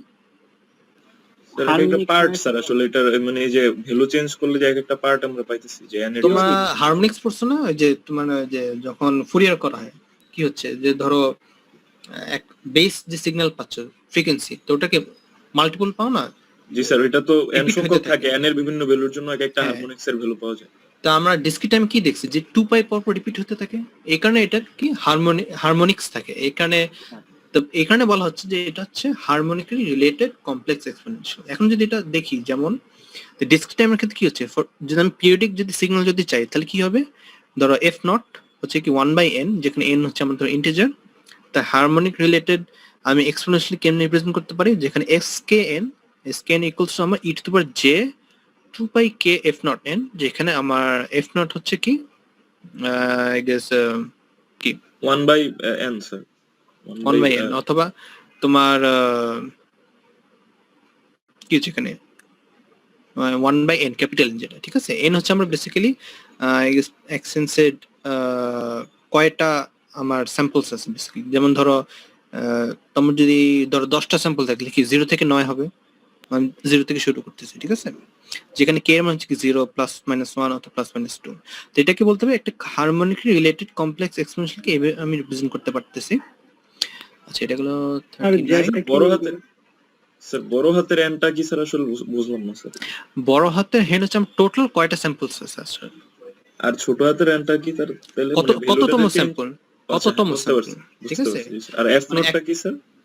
এফ নট হচ্ছে আমার আই গেস এটা বেস যে ফ্রিকোয়েন্সি যেটা, ঠিক আছে? অথবা এটাকে একটা যে নাম আছে জানি কি, একটু দাও। আর জেড জানি কি বলবো, বুঝি নাই কি বললাম। বড় হাতে জেড এন। ও আচ্ছা, জেড, দাঁড়াও কই গেল এটা? এটা কি কোনো দেখোনি আগে? সেট, এটা তোমরা হচ্ছে কি সব সেট পড়ছো? ইন্টিজার নাম্বারকে রিপ্রেজেন্ট করে। হ্যাঁ, জি sir, set of all integers, ও জি স্যার, সেট 3 পড়ছো না? কোয়েশ্চেন স্যার বলে গেছে। ঠিক আছে, আচ্ছা। দাঁড়াও, এফ নট জানি কই ছিল। ও ফান্ডামেন্টাল, এটা হচ্ছে তোমার ফান্ডামেন্টাল ফ্রিকোয়েন্সি। তার মানে স্যার ফান্ডামেন্টাল ফ্রিকোয়েন্সিটা হচ্ছে মানে টোটাল যে নাম্বার অফ স্যাম্পল, ওইটা 1 বাই এই যে টোটাল নাম্বার অফ স্যাম্পল গুলো হচ্ছে মানে ফ্রিকোয়েন্সিটা পাওয়া যায়। n এখানে হচ্ছে আমার ফান্ডামেন্টাল পিরিয়ড বলতে আচ্ছা, পারবে। জি স্যার, বুঝতে পারছি স্যার। বড় হাতের টি যে জায়গায় থাকতো ওই জায়গায় এখন বড় হাতের n n দিছে, বুঝতে এটা পারছি। তো ডিসক্রিট টাইম, ঠিক আছে? কন্টিনিউয়াসলি কি হইতো এখানে f equals to 1/t capital বুঝতে T। পারছি স্যার। আচ্ছা, তোমাদের একটা জিনিস বলে নেই যেটা ঠিক না আছে কিনা। আচ্ছা, অথবা আমি খুঁজে পাচ্ছি না। আচ্ছা, এখানে দেখো যে তোমার যদি ডিসক্রিট টাইম হয় সেক্ষেত্রে আমরা অ্যাঙ্গুলার ফ্রিকোয়েন্সি কিভাবে রিপ্রেজেন্ট করতেছি? 2 বাই না, ওমেগা, ওই ছোট হাতের ওমেগা যেটা, মানে তোমার দেখতে হচ্ছে এরকম। এই যে এটা হচ্ছে আমার ডিসক্রিট টাইমের ক্ষেত্রে আমার কি অ্যাঙ্গুলার ফ্রিকোয়েন্সি, ঠিক আছে না? এবং এটার যদি ফ্রিকোয়েন্সি বলি তাহলে সে কি হচ্ছে ছোট হাতের এফ। জি স্যার। কিন্তু কন্টিনিউয়াস টাইমের ক্ষেত্রে কি হবে? কন্টিনিউয়াস টাইমের ক্ষেত্রে আমার অ্যাঙ্গুলার ফ্রিকোয়েন্সি হচ্ছে ক্যাপিটাল ওমেগা দিয়ে রিপ্রেজেন্ট করা হয়, আর ফ্রিকোয়েন্সি হচ্ছে আমার ক্যাপিটাল এফ দিয়ে রিপ্রেজেন্ট করা হয়, ঠিক আছে? স্যার বুঝলাম না, এটা তো কন্টিনিউয়াস আর ডিসক্রিটটা স্যার অপোজিট হয়ে গেল না? আমরা তো কন্টিনিউয়াস টাইমে ওমেগা ভাবে রিপ্রেজেন্ট করতাম। দুইটা At দুইভাবে least রিপ্রেজেন্ট করা হয়। আমাদের এই প্রোয়েকিস যে বই সেখানে তার ডিসক্রিট টাইমকে এই এটা ছোট রিপ্রেজেন্ট হাতের করছে। ওমেগা দিয়ে রিপ্রেজেন্ট করতেছে এবং ছোট হাতে এফ কে হচ্ছে মানে ফ্রিকোয়েন্সি রিপ্রেজেন্ট করতেছি, কিন্তু কন্টিনিউয়াসের ক্ষেত্রে আমরা বড় হাতের ওমেগা ইউজ করতেছি অ্যাঙ্গুলার ফ্রিকোয়েন্সির জন্য, আর এমনি নর্মাল ফ্রিকোয়েন্সি যেটা সেটা হচ্ছে বড় হাতের এফ দিয়ে। জি স্যার, আচ্ছা, এটা ইউনিট কি? স্যার এটা হচ্ছে রেডিয়ান পার স্যাম্পল, এটা হচ্ছে cycles per second, cycle per sample. আর এটা হচ্ছে কি রেডিয়ান পার সেকেন্ড, এটা হচ্ছে সাইকেল পার সেকেন্ড, মানে হার্টজ বেসিক্যালি যেটা। ঠিক আছে, জি স্যার। এটা just জেনে রাখো, এটা যদিও অত ইম্পর্টেন্ট না, কিন্তু জাস্ট মাথায় রাখো যে কোনটা কি বোঝানো হচ্ছে আসলে। আচ্ছা, তো এখন আমরা যদি বইতে দেখি এটা কন্টিনিউয়াস, আচ্ছা আমরা তো কন্টিনিউয়াস আপাতত দেখতেছি। আচ্ছা, এটা বড় ছোট হয়ে গেছে। তো ডিসক্রিট টাইম এক্সপোনেনশিয়াল কে যেটা বইতে আছে যে ডিসক্রিট টাইম এক্সপোনেনশিয়াল হচ্ছে পিরিয়ডিক যদি হয়, যদি আমার ফ্রিকোয়েন্সি রিলেটিভ ফ্রিকোয়েন্সি যদি আমার রেশনাল যদি হয়, মানে যদি আমার এফ নট ধরো 1/n, রেশনাল মানে কি আমার যে রেশিও অফ ধরো 2 ইন্টিজার্স এই ফর্মে যদি থাকে, তাহলে আমার কি এটা হচ্ছে পিরিয়ডিক হবে। সেটাকে আমি কেমনে রিপ্রেজেন্ট করতেছি, এস কে এন, যেটা একটু আগে বললাম, e⁻j 2π k f not n, যেখানে কে হচ্ছে তো 0 ± 2। আর কন্টিনিউয়াস ক্ষেত্রে তো এখানে আমি আচ্ছা, এখানে আমি যদি এস কে প্লাস এন যদি করি, তার একটু আমি যদি একটু স্লাইডে দেখলে মানে ভালো হবে। তো আমরা কি জানি যে তোমার কোন সিগন্যাল যদি পিরিয়ডিক হয়, ওই পিরিয়ডিক সিগন্যালকে আমি যদি একই পিরিয়ড যদি যোগ করি, তাহলে কি একই সিগন্যাল ফেরত পাবো না? জি স্যার। স্যার আচ্ছা। সেম সিগন্যালটা ফেরত পাবো। তো ওটা যদি এখানে দেখি, যেমন ধরো আমার অরিজিনাল সিগন্যাল কি ছিল এস কে এন, মানে এস সাব কে যেটা বলে, মানে S subscript K, S K of N. And আমি যদি এটাকে পিরিয়ড যদি অ্যাড করি, মানে এটা পিরিয়ড কি আমার ক্যাপিটাল এন, পিরিয়ড যদি অ্যাড যদি করা হয়, তাহলে কি হচ্ছে, ধরো আমি এখানে এই কে এর বদলে আমি দিব হচ্ছে কে প্লাস এন। জি স্যার। দেন কি দাঁড়ালো যে তোমার 2π k ইনটু ছোট হাতের n by capital N into 2π capital N And by into ছোট n বাই ক্যাপিটাল N। কারণ আমরা কি সিগন্যালটা জানি, আবার পাচ্ছি স্যার। হ্যাঁ, ওটাই। কারণ আমরা কি জানি যে এক্সপোনেনশিয়াল যদি কোনো কিছু যোগ আকারে থাকে পাওয়ারে, সেটা আমি Multiplication গুণ করে করে লিখতে পারি। তো এখানে দেখো, এখানে ক্যাপিটাল ক্যাপিটাল কাটা চলে যাচ্ছে না, মানে ধরো এই যে জি, স্যার। এখানে এটা তো কাটা চলে গেল, কি কি থাকলো এখানে যে 2π n 2π n। আচ্ছা, তাহলে এটা কি হবে বলো তো, এটা মান? স্যার 2π n সমান হচ্ছে স্যার 1 স্যার, এই যে cos কারণ এটা তো এই যে 2π পিরিয়ডিক, তো এখানে এটা 1 হচ্ছে, এখানে আমি এটা 1 পাচ্ছি। তো দেখি একই জিনিস ফেরত পাচ্ছে না? জি স্যার। তাহলে কি হচ্ছে, আমি যদি একটা এস কে এন এর সাথে আমি যদি এন মানে পিরিয়ডটা যদি যোগ করি, আমি অরিজিনাল সিগন্যালটি ফেরত পাবো। ঠিক আছে, এটা আগে কয়েকবার বলা হয়েছে, একই জিনিস আবার রিপিট করা হচ্ছে। আচ্ছা, তো এটা গেল আমার হারমোনিক রিলেটেড কমপ্লেক্স এক্সপোনেনশিয়াল। আচ্ছা, এটা গেল 40, এরপরে স্লাইড 24। আচ্ছা, এখানে দেখো এই ওই জিনিসটাই আরেকভাবে যদি রিপ্রেজেন্ট করি, ধরো আমার এক্স অফ এন আছে, যেখানে এক্স অফ এন হচ্ছে আমার কি এ e⁻j2π fn প্লাস থিটা, মানে এটা হচ্ছে একটা ধরো এক্সাম্পল একটা সিগন্যাল। ঠিক আছে, যেখানে xn কি e⁻j2π fn প্লাস থিটা। আচ্ছা, এখানে f কি? এটা হচ্ছে ফ্রিকোয়েন্সি স্যার, ফান্ডামেন্টাল ফ্রিকোয়েন্সি। এটা হচ্ছে ফ্রিকোয়েন্সি, ধরো ফান্ডামেন্টাল হচ্ছে f নট। f নট আচ্ছা, থিটা কি? এটা হচ্ছে স্যার একটা phase sir, phase difference sir. Phase, simply phase. আর এ হচ্ছে আমাদের অ্যামপ্লিটিউড।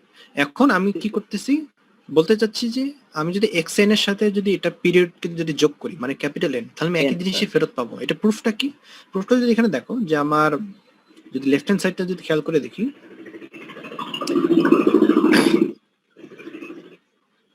এই যে তো এখানে কি হচ্ছে, এটা তো প্লাস আছে, গুণ করে লিখতে পারি যে 2π 2 e⁻j2π fn আর e⁻j সরি e⁻j থিটা। ঠিক আছে, আর যদি রাইট হ্যান্ড সাইড যদি চিন্তা করি, এখানে আমার তিনটা জিনিস আছে, একটা কি 2π fn, তারপর কি 2π f ক্যাপিটাল N প্লাস হচ্ছে কি e⁻j থিটা। আচ্ছা, এখন এটা কি, এটা তো কাটা চলে যায়, এটা চলে যাবে স্যার। 2π আর এটা fn তো obviously আমার এটা তো 1 হয়ে যাচ্ছে। 1 এর ভ্যালু 1। আর এখানে কি হচ্ছে, সরি না 1 তো এখানে হচ্ছে না, 1 কারণ 1 হচ্ছে ওই যে 2π এই যে f কাটা চলে যাচ্ছে, এখানে 1 হয়ে যাচ্ছে, প্লাস আমার বাকি থাকতেছে কি e⁻j2π f ক্যাপিটাল N। ঠিক আছে, মানে আমরা একটু আগে দেখছিলাম যে আমি 2 e to the power j 2 pi k এটা করলে কি 1 পাচ্ছি, এখন 1 এর বদলে আমি এটা লিখলাম এবার j 2 pi k এর আগে স্লাইডে দেখছি না। জি স্যার, স্যার এটা লেখা যায় স্যার। তাহলে এখন এটা যদি কম্পেয়ার করি কি দাঁড়াচ্ছে, k equals to কি k equal to nf f in capital N অথবা f equals to k by capital N, যেখানে k হচ্ছে ইন্টিজার এবং n তো অবভিয়াসলি ইন্টিজারই ছিল।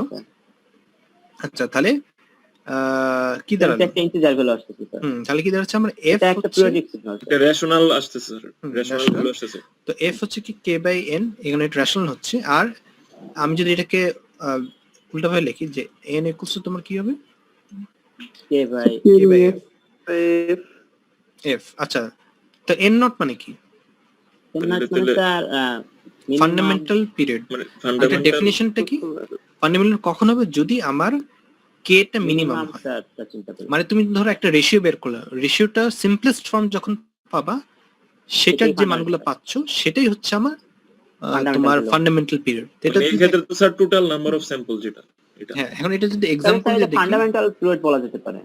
হ্যাঁ ফান্ডামেন্টাল পিরিয়ড কখন হবে যদি আমার রেশিওটা যখন সিম্পলেস্ট ফর্মে থাকবে, ঠিক আছে। এটা যদি একটা এক্সাম্পল দিয়ে যদি দেখি তাহলে বুঝতে পারবা। যেমন ধরো এই এক্সাম্পল যদি দেখি, এখানে আমার ওমেগা ইকুয়ালস টু কত, 5/6 π/6। আচ্ছা তো এখানে যদি ওমেগা যদি π/6 হয় তো এখানে আমার ফ্রিকোয়েন্সি কত হয়, ফ্রিকোয়েন্সি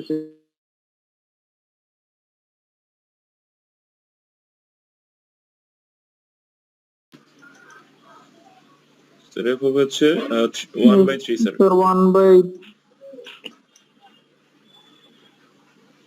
ঠিক আছে। জি স্যার 1/3। আচ্ছা এখানে আর অন্যভাবে যেটা করছে যে ধরো আমরা xn একটা সিগন্যাল যেখানে ওমেগা কি π/6, তাহলে কি কি দাঁড়ালো xn হচ্ছে কি cos πn/6, ঠিক আছে।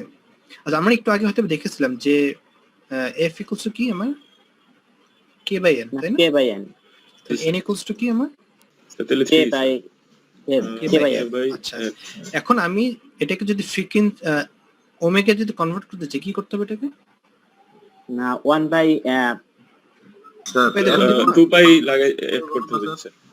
তো কি দাঁড়ালো এটা 2 পাই যেতে পারে 2 পাই কে বাই ওমেগা ওমেগা। ঠিক আছে।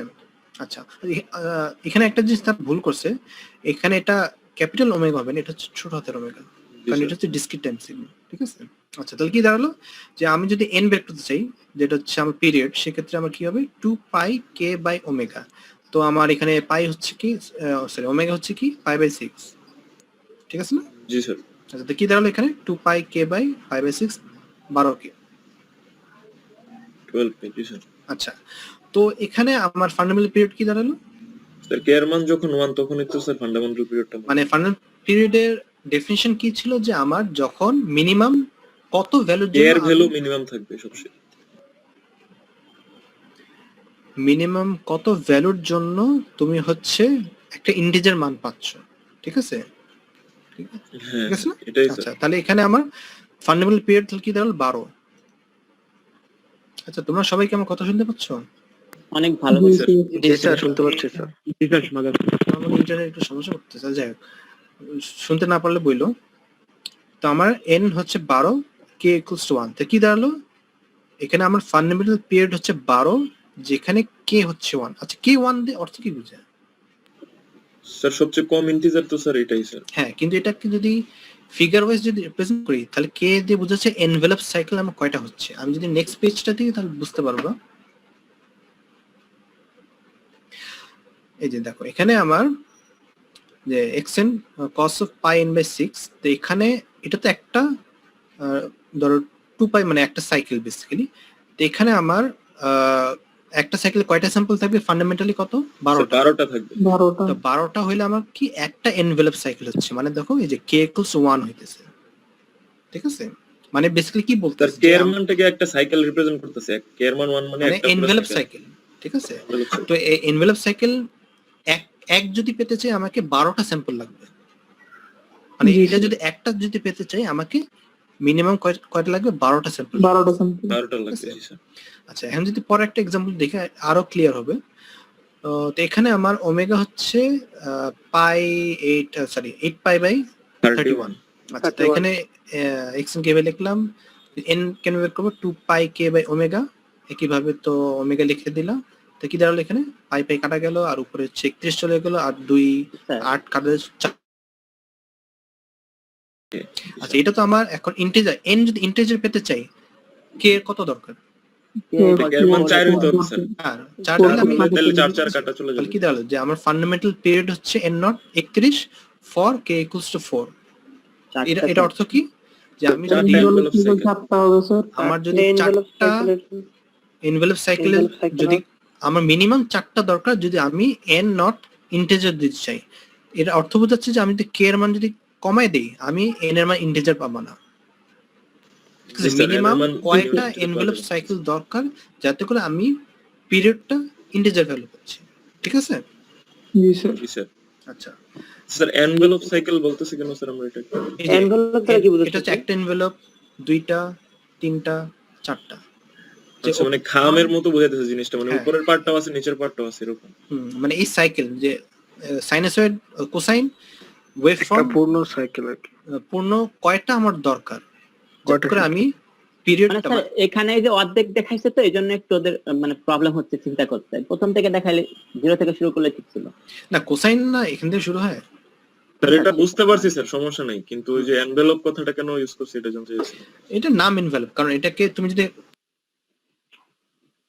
এনভেলপ মানে স্যার একটা প্যাকেজ চিন্তা করা যেতে পারে, প্যাকেজ।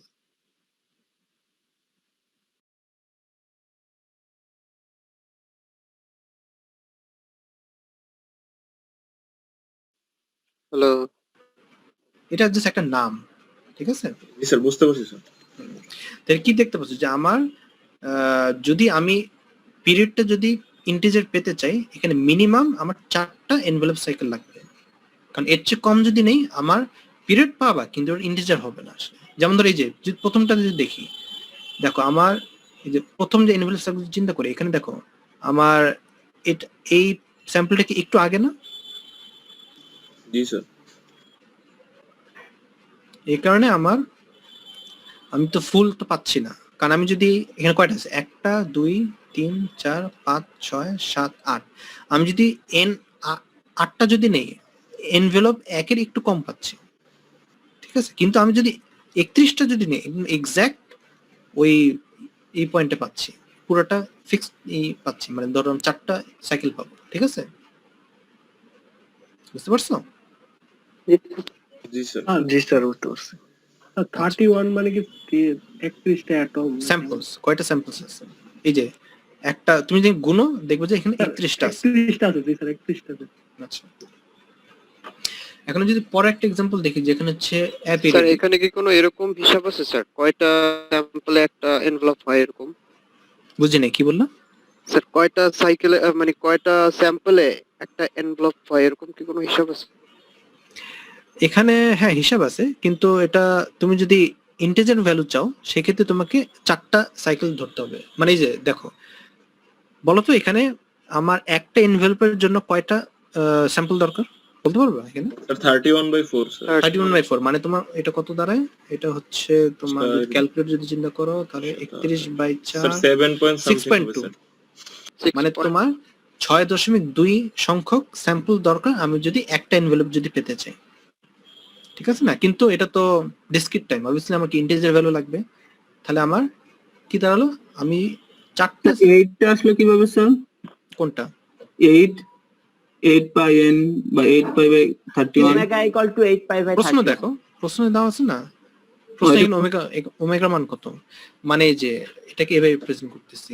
স্যার আই থিংক আমার কাছে মনে হচ্ছে যে মানে আমার যদি একটা পিরিয়ডের সেকেন্ড ধরেন যে 2 পয়েন্ট সামথিং কোন একটা সেকেন্ড থাকলে, কিন্তু আমরা যদি চাই যে একটা পিরিয়ডকে একটা ইন্টিজার ভ্যালু হিসেবে প্রেজেন্ট করতে, তখন আসলে আমরা কে অর্থাৎ এনভেলপ অফ প্যাকেজের মাধ্যমে একটা টাইম পিরিয়ডকে একটা ইন্টিজার হিসেবে চিন্তা করতে পারি। এই জন্য আসলে এটা ব্যবহার করতেছি, এমন কিছু কি?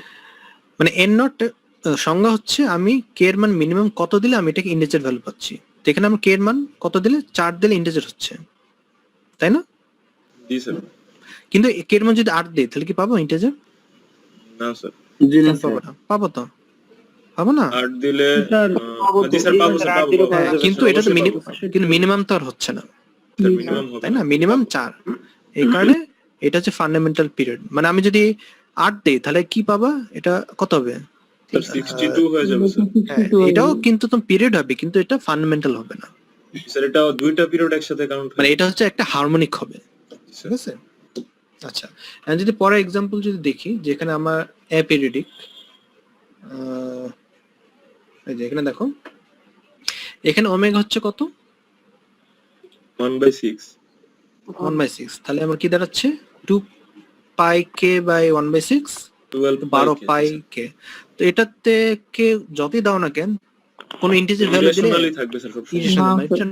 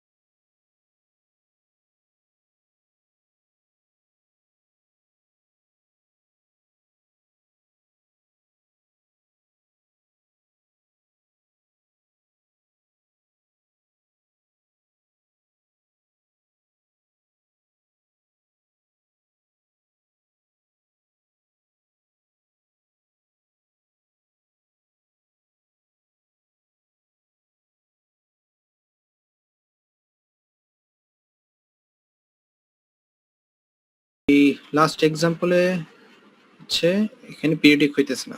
এটা ক্লিয়ার হয়েছে না তোমাদের? জি স্যার, পিরিয়ডিক আচ্ছা। না স্যার, এটা বুঝতে পারছি। আচ্ছা, এখন আমরা যদি বইতে ফেরত যদি যাই,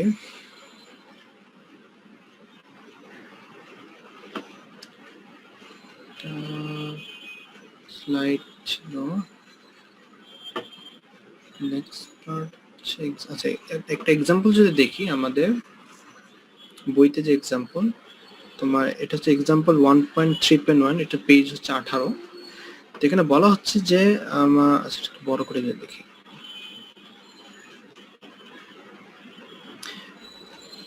যে stored in the memory of digital DSP processor is one cycle of a sinusoidal signal, যেখানে আমার থিটার মান দেওয়া আছে। এখন determine how this table of values can be used to obtain values of harmonically related sinuses having the same phase. দেন কি বলছে, যে ধরো আমার একটা সিগন্যাল আছে, যেখানে সিগন্যালটা হচ্ছে কি sin 2 pi n by capital N plus theta, আর বলা হচ্ছে যে এটা একটা সাইকেলের মান দেওয়া আছে। সেই ক্ষেত্রে এখন আমি যদি এটা বলা হচ্ছে, যদি এটা হারমোনিক রিলেটেড সাইনুসয়েডসগুলো যদি বের করতে চাই, ফেজটা যদি সেম রেখে, সেই ক্ষেত্রে মানে আমাকে কি ফ্রিকোয়েন্সি চেঞ্জ করতে হবে। তো সেই ক্ষেত্রে আমি এটা কেন বের করব? বুঝা গেছে কি কি বলা হচ্ছে এখানে? জি স্যার। আচ্ছা, তো এখন এটা যদি দেখি, এটা এক্স্যাক্টলি ঠিক অঙ্ক না, এটা হচ্ছে এক ধরনের ডেসক্রিপটিভ প্রবলেম টাইপ বলতে পারো। যে ধরো আমার নর্মালি সিগন্যালটা কি ছিল, যে sine of 2 pi n by capital N plus theta, এটা হচ্ছে একটা সাইকেল। তা আমার যদি ফুল সিগন্যাল পেতে চাই, আমাকে কি করতে হবে, এর মধ্যে কে ইন্ট্রোডিউস করতে হবে, জি স্যার। যাতে করে আমি কে এর মান চেঞ্জ করে করে আমি হারমোনিক্স গুলা যদি বের করতে পারি। তো এখানে দেখো যে আমার সাইন তাহলে কি 2 পাই ছোট n কে by capital N plus theta. সেই ক্ষেত্রে আমার সাইন এখানে ফ্রিকোয়েন্সি কি দাঁড়ালো, কে বাই n, যে হারমোনিক রিলেটেড এক্সেন, যেখানে আমি এক্স অফ কে ক্ষেত্রে রিপ্রেজেন্ট করতে পারতেছি যে 2 পাই কে এন কে যদি ব্র্যাকেটে নিয়ে নিই by capital N plus theta. তাহলে কি দাঁড়াচ্ছে, x K of N equals to x of K N. তাহলে আমি এটা কেমনে পাবা, যদি হারমোনিক্স বের করতে চাই, তাহলে ধরো আমি xkf 0 যদি বের করতে চাই, যখন আমার n এর মান যখন 0, সেক্ষেত্রে কি করবা, আমি x টা 0 দিন পেয়ে যাচ্ছ। এখন যদি xkf 1 বের করতে চাই, যখন n এর মান যখন 1, সেক্ষেত্রে কি করবো, তাহলে আমি k এর মান কি দিব, জাস্ট k দিয়ে ভ্যালুগুলো পেয়ে যাবো সবকিছু। মানে এভাবে আমি k এর মান আমি যে ভ্যালুগুলো চেঞ্জ করে করে প্রত্যেক হারমোনিক্স গুলো আমি বের করতে পারবো, ঠিক আছে না? মানে আমি এক সাইকেলে আমি ভ্যালু জানি, তাহলে কি ওই সাইকেলটাকে আমি জাস্ট কি করব, 2 পাই জাস্ট শিফট করতে করে করে আমি মানগুলো পেয়ে যাব। তার মানে ফার্স্ট প্রবলেমটা কি ছিল, যে আমার ফেজটা সেম থাকবে, কিন্তু আমি হারমোনিক্স গুলো বের করতে চাইছি। হারমোনিক্স বের করা মানে কি, ফেজ সেম, কিন্তু আমি ফ্রিকোয়েন্সি গুলো জাস্ট ওটার 2 পাই মাল্টিপল গুলো অ্যাড করতে থাকবো। আমি তো প্রথমে হচ্ছে ধরো অরিজিনাল ফ্রিকোয়েন্সি, তারপর হচ্ছে এটা 2 পাই অ্যাড করলা, তারপর হচ্ছে কি 4 পাই দিলা, তারপর হচ্ছে কি 6 পাই। এখানে তো স্যার আমরা যে রাইট হ্যান্ড সাইডে যেটা আছে sin 2 pi kn by n plus theta, যেটা ওটাকে আমরা আরেকটা ফাংশন হিসেবে ধরে নিছি, x এর x of kn ধরে নিছি, তাই তো? হ্যাঁ, তাহলে এখানে মানে- হচ্ছে x of kn এর জায়গায় আমি হচ্ছে k এর মানগুলো বসায় বসায় আমি যে ফাংশনটা পাইতেছি, হ্যাঁ। ওটাই আলটিমেটলি আমার হারমোনিক্স গুলো। হারমোনিক্স মানে তোমার প্রথম অরিজিনাল সাইকেল, মানে ফান্ডামেন্টাল পিরিয়ডের অথবা ফান্ডামেন্টাল ফ্রিকোয়েন্সি সাইকেল তোমার সিগন্যালটা আছে, আমি জাস্ট ওটাকে এখন 2 পাই জাস্ট শিফট করে করে, অথবা জাস্ট 2 পাই জাস্ট প্লাস করে করে আমি প্রত্যেক মানগুলো বের করে নিচ্ছি, ঠিক আছে? জি স্যার, বুঝতে পারছি। আচ্ছা, আমরা আজকে হচ্ছে আমার আইএসপি হচ্ছে ওদের কি জানি চেঞ্জ করতেছে, এখানে আমার ইন্টারনেট প্রবলেম হচ্ছে, এখানে আবার হয়তো ডিসকানেক্ট হয়ে যাবে। তা আমি হয়তো আর বেশি পড়াবো না, দেখি যত পড়ানো যায়, খুব বেশি কিছু না, অল্প অল্প কিছু হয়তো পড়বো। আচ্ছা, এটা গেল আমার ফার্স্ট পার্ট। তো সেকেন্ড পার্টটা কি চাইছে, যে determine how this table can be used to obtain sinusoids of the same frequency but different phase. প্রথমটা ছিল কি, আমার ফেজ সেম থাকবে কিন্তু আমার হারমোনিক্স গুলো বের করতে হবে, মানে আমার ফেজ সেম রেখে মানে থেটা সেম থাকবে, কিন্তু আমি ফ্রিকোয়েন্সি গুলো জাস্ট 2 পাই অ্যাড করে করে আমি মানগুলো বের করলাম, হারমোনিক্স গুলো। সেকেন্ডটাতে আমার ফ্রিকোয়েন্সি সেম থাকবে কিন্তু আমি থেটা মানে ফেজটাকে চেঞ্জ করে করে মানগুলো বের করবো। ওটি জাস্ট করছে এখানে, যে আমার বলা হচ্ছে যে আমার ফেজটা হচ্ছে কি থেটা ইকুয়ালস টু 2 পাই, হ্যাঁ 2 পাই কিউ বাই ক্যাপিটাল এন, যেখানে আমার কিউ আর এন হচ্ছে আমার ইন্টিজার। তাহলে কি করতেছি আমি এখানে কিউ এর মান জাস্ট চেঞ্জ করে করে আমি মেমোরি লোকেশনে জাস্ট ভেজ চেঞ্জ করে আমি জাস্ট মানগুলো নিয়ে ওটাকে জাস্ট তৈরি করে নিচ্ছি। এটা হচ্ছে অ্যাকচুয়ালি ঠিক অঙ্ক না, এটা বলতে পারো একটা ডেসক্রিপটিভ প্রবলেম টাইপের। এটা জাস্ট আই গেস বোঝার জন্য থাকলো, মানে এটা অত এই ইম্পর্টেন্ট। প্রবলেম কিভাবে সলভ করা যাবে স্যার, এটা সলভ করতেছে, এটা জাস্ট তোমাকে বলতেছে যে তোমার যদি এরকম থাকে কিভাবে তুমি সলভ করতে পারো। আসলে যে তোমার যদি একটা কমপ্লিট সাইকেলের ডেটা যদি তোমার কাছে থাকে অলরেডি কম্পিউটারে তোমার দেওয়া আছে, তাহলে কি করবা, আমি যদি এটা হারমোনিক্স বের করতে চাই, জাস্ট ওটার মধ্যে ফেজটা সেম রেখে আমি ফ্রিকোয়েন্সি মানগুলা চেঞ্জ করবো। কিভাবে, আমি জাস্ট ওটা 2 পাই শিফট করে করে মানগুলো বের করবো। ক্লিয়ার? জি স্যার। কিন্তু আমি যদি এখন বলা হচ্ছে যে আমি যদি ফেজ শিফটেড সিগন্যাল যদি বের করতে চাই, কি করবো, ফ্রিকোয়েন্সি সেম রাখবো, জাস্ট আমি জাস্ট ফেজটাকে চেঞ্জ করবো, যে আমি প্রথমে এক ফেজে নিলাম, তারপর জাস্ট ফেজটাকে চেঞ্জ করে অন্য মানগুলো নিতে থাকবো। এইভাবে তুমি বের করতে পারবা। এটা অ্যাকচুয়াল অঙ্ক না, এটা জাস্ট একটা ডেসক্রিপশন যে কেমনে সলভ করতে পারো, এটা একটা জাস্ট প্রসেস আই গেস বলা হয়েছে এখানে। ঠিক আছে, বুঝা গেছে? জি স্যার। আচ্ছা, তো আই গেস আপাতত এই পর্যন্তই থাক আমাদের, আজকে আর বেশি পড়াচ্ছি না। তো আমরা আজকে কি কি পড়লাম, প্রথমত আমরা যেটা দেখছি, আমরা হচ্ছে একটা ওভারভিউ টাইপ, যে ডিএসপি তে আমরা কি কি থাকে, যে ধরো আমার সেন্সর অ্যানালগ ডিএসপি পার্ট, এখন আমরা হচ্ছে ঠিক ডিজিটাল সিগন্যাল প্রসেসিং পার্টের উপর ফোকাস করতেছি। তারপর আমরা বলছি যে একটা ডিজিটাল সিস্টেম ধরো, যেখানে আমরা যেটা করতেছি এটার 4টা অ্যাডভান্টেজ আছে এবং একটা লিমিটেশন আছে। তারপর হচ্ছে আমরা বলেছি কি যেন বলা হলো তোমাদের, আচ্ছা একটা মাল্টিপল ডাইমেনশন সিগন্যাল দেখলাম, যে ধরো একটা ধরো যে ব্ল্যাক এন্ড হোয়াইট একটা সিগন্যাল যদি হয়, মানে পিকচার যদি হয়, সেটা ধরো মাল্টিপল ডাইমেনশন থাকতেছে। যদি কালার পিকচার হয় তাহলে আরো বেশি ডাইমেনশন হবে। যত বেশি ডেটা দরকার তত বেশি আমার ডাইমেনশন ইউজ করতে হবে সিগন্যালের ক্ষেত্রে। ঠিক আছে না? বুঝতে পারছো? জি স্যার। আচ্ছা আচ্ছা, তোমাদের এটা একটু দেখাই নি, আচ্ছা বলো তো এটা এটা কি টাইপের সিগন্যাল? স্যার এটা হচ্ছে discrete time continuous amplitude signal sir. না, এটা হচ্ছে ডিসক্রিট টাইম, ডিসক্রিট ও ডিসক্রিট অ্যামপ্লিটিউড। অ্যামপ্লিটিউড ঠিক আছে? কন্টিনিউয়াস না তো তাহলে এটা কি দাঁড়ালো? এটা কি Discrete ডিজিটাল digital. সিগন্যাল একটা? জি স্যার ডিজিটাল। জি স্যার। আচ্ছা, এরপরে তোমাদের যেটা বলা হয়েছিল যে আমরা সিগন্যালের কয়েকটা প্রকার দেখছি, যে কন্টিনিউয়াস টাইম, ফ্রিকোয়েন্সি তোমার sorry continuous time, continuous amplitude, তারপর হচ্ছে continuous time discrete amplitude, discrete time discrete amplitude, তারপর discrete time discrete time continuous amplitude আর ডিসক্রিট টাইম ডিসক্রিট অ্যামপ্লিটিউড। মানে আমরা ওই যে অ্যানালগ এবং ডিজিটালের যে কম্বিনেশন হইতো সেটা হয়তো দেখছি। তারপর দেখছি যে দুইটার মধ্যে পার্থক্য কি, কোনটা কেন ইউজ করা হয়, অ্যাডভান্টেজ ডিসঅ্যাডভান্টেজ আগে দেখা হয়েছিল,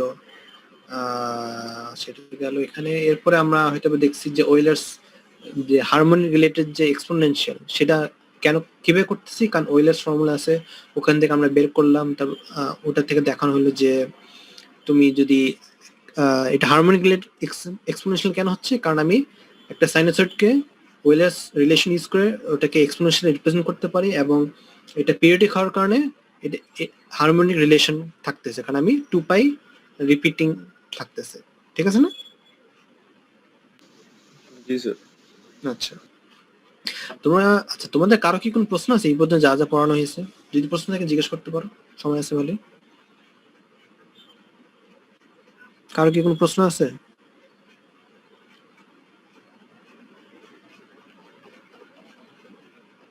প্রশ্ন নাই? আচ্ছা, দাঁড়াও, এরপরে তোমাদের কি দেখানো হয়েছিল, যে তোমাদের কয়েকটা এক্সাম্পল দিয়ে দেখানো হয়েছিল যে তোমার ওই যে ফান্ডামেন্টাল পিরিয়ড এবং ফান্ডামেন্টাল ফ্রিকোয়েন্সি কেন বের করতে হয়, তারপর এনভেলপ সাইকেল কি জিনিস এবং কিভাবে বের করা দরকার, তারপর যে সাইনোসয়েডের ক্ষেত্রে যে তিনটা প্রপার্টি ছিল, একটা কি তোমার যদি এফ যদি রেশনাল হয় তাহলে কি পিরিয়ডিক হবে, তারপর হচ্ছে 2π যে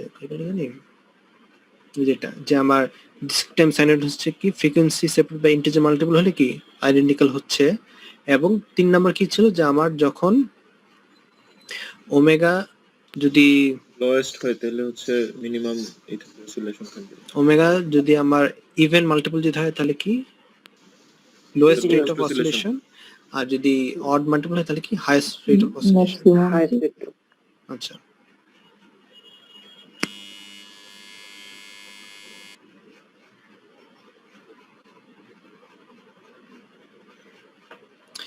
আচ্ছা তাহলে তোমাদের এমনি কোনো প্রশ্ন আছে কি কি পড়ানো হয়েছে?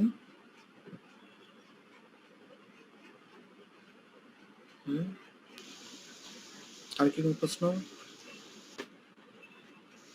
আচ্ছা একটু দেখো এখানে আমার ধরো একটা যদি সিগন্যাল হয় এক্স এফ এন হচ্ছে ধরো আমার কস,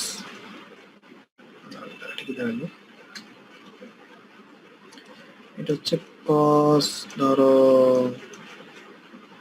I8/40। আচ্ছা তো এখন দেখি রোল 54, শুনতে পাচ্ছ আমার কথা? জি স্যার। আচ্ছা তুমি আগে একটু বলো তো স্যার 50, হ্যাঁ স্যার বলো। আমি ভাবছি যে স্যার আপনার মানে নেট প্রবলেমের জন্য স্যার বলছেন স্যার, আমি ওই রোল না স্যার। আচ্ছা রোল 54 রাকিবুল হাসান, হ্যাঁ তাই না? হ্যাঁ রাকিবুল হাসান, কথা শুনতে পাচ্ছ?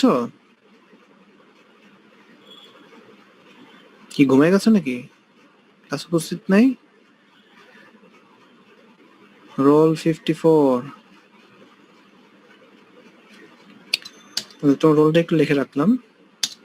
আচ্ছা রোল 78 আছো উপস্থিত? আচ্ছা তুমি একটু বলো যে এই যে সিগন্যাল যে আমি দেখতে পাচ্ছ যে cos ধরো π8/40, এখানে আমার ওমেগা কি হবে বলতো?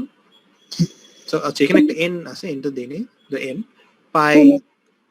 জি স্যার, ওমেগা পাই 8/14। তো এখানে আমার ওমেগা কি হবে?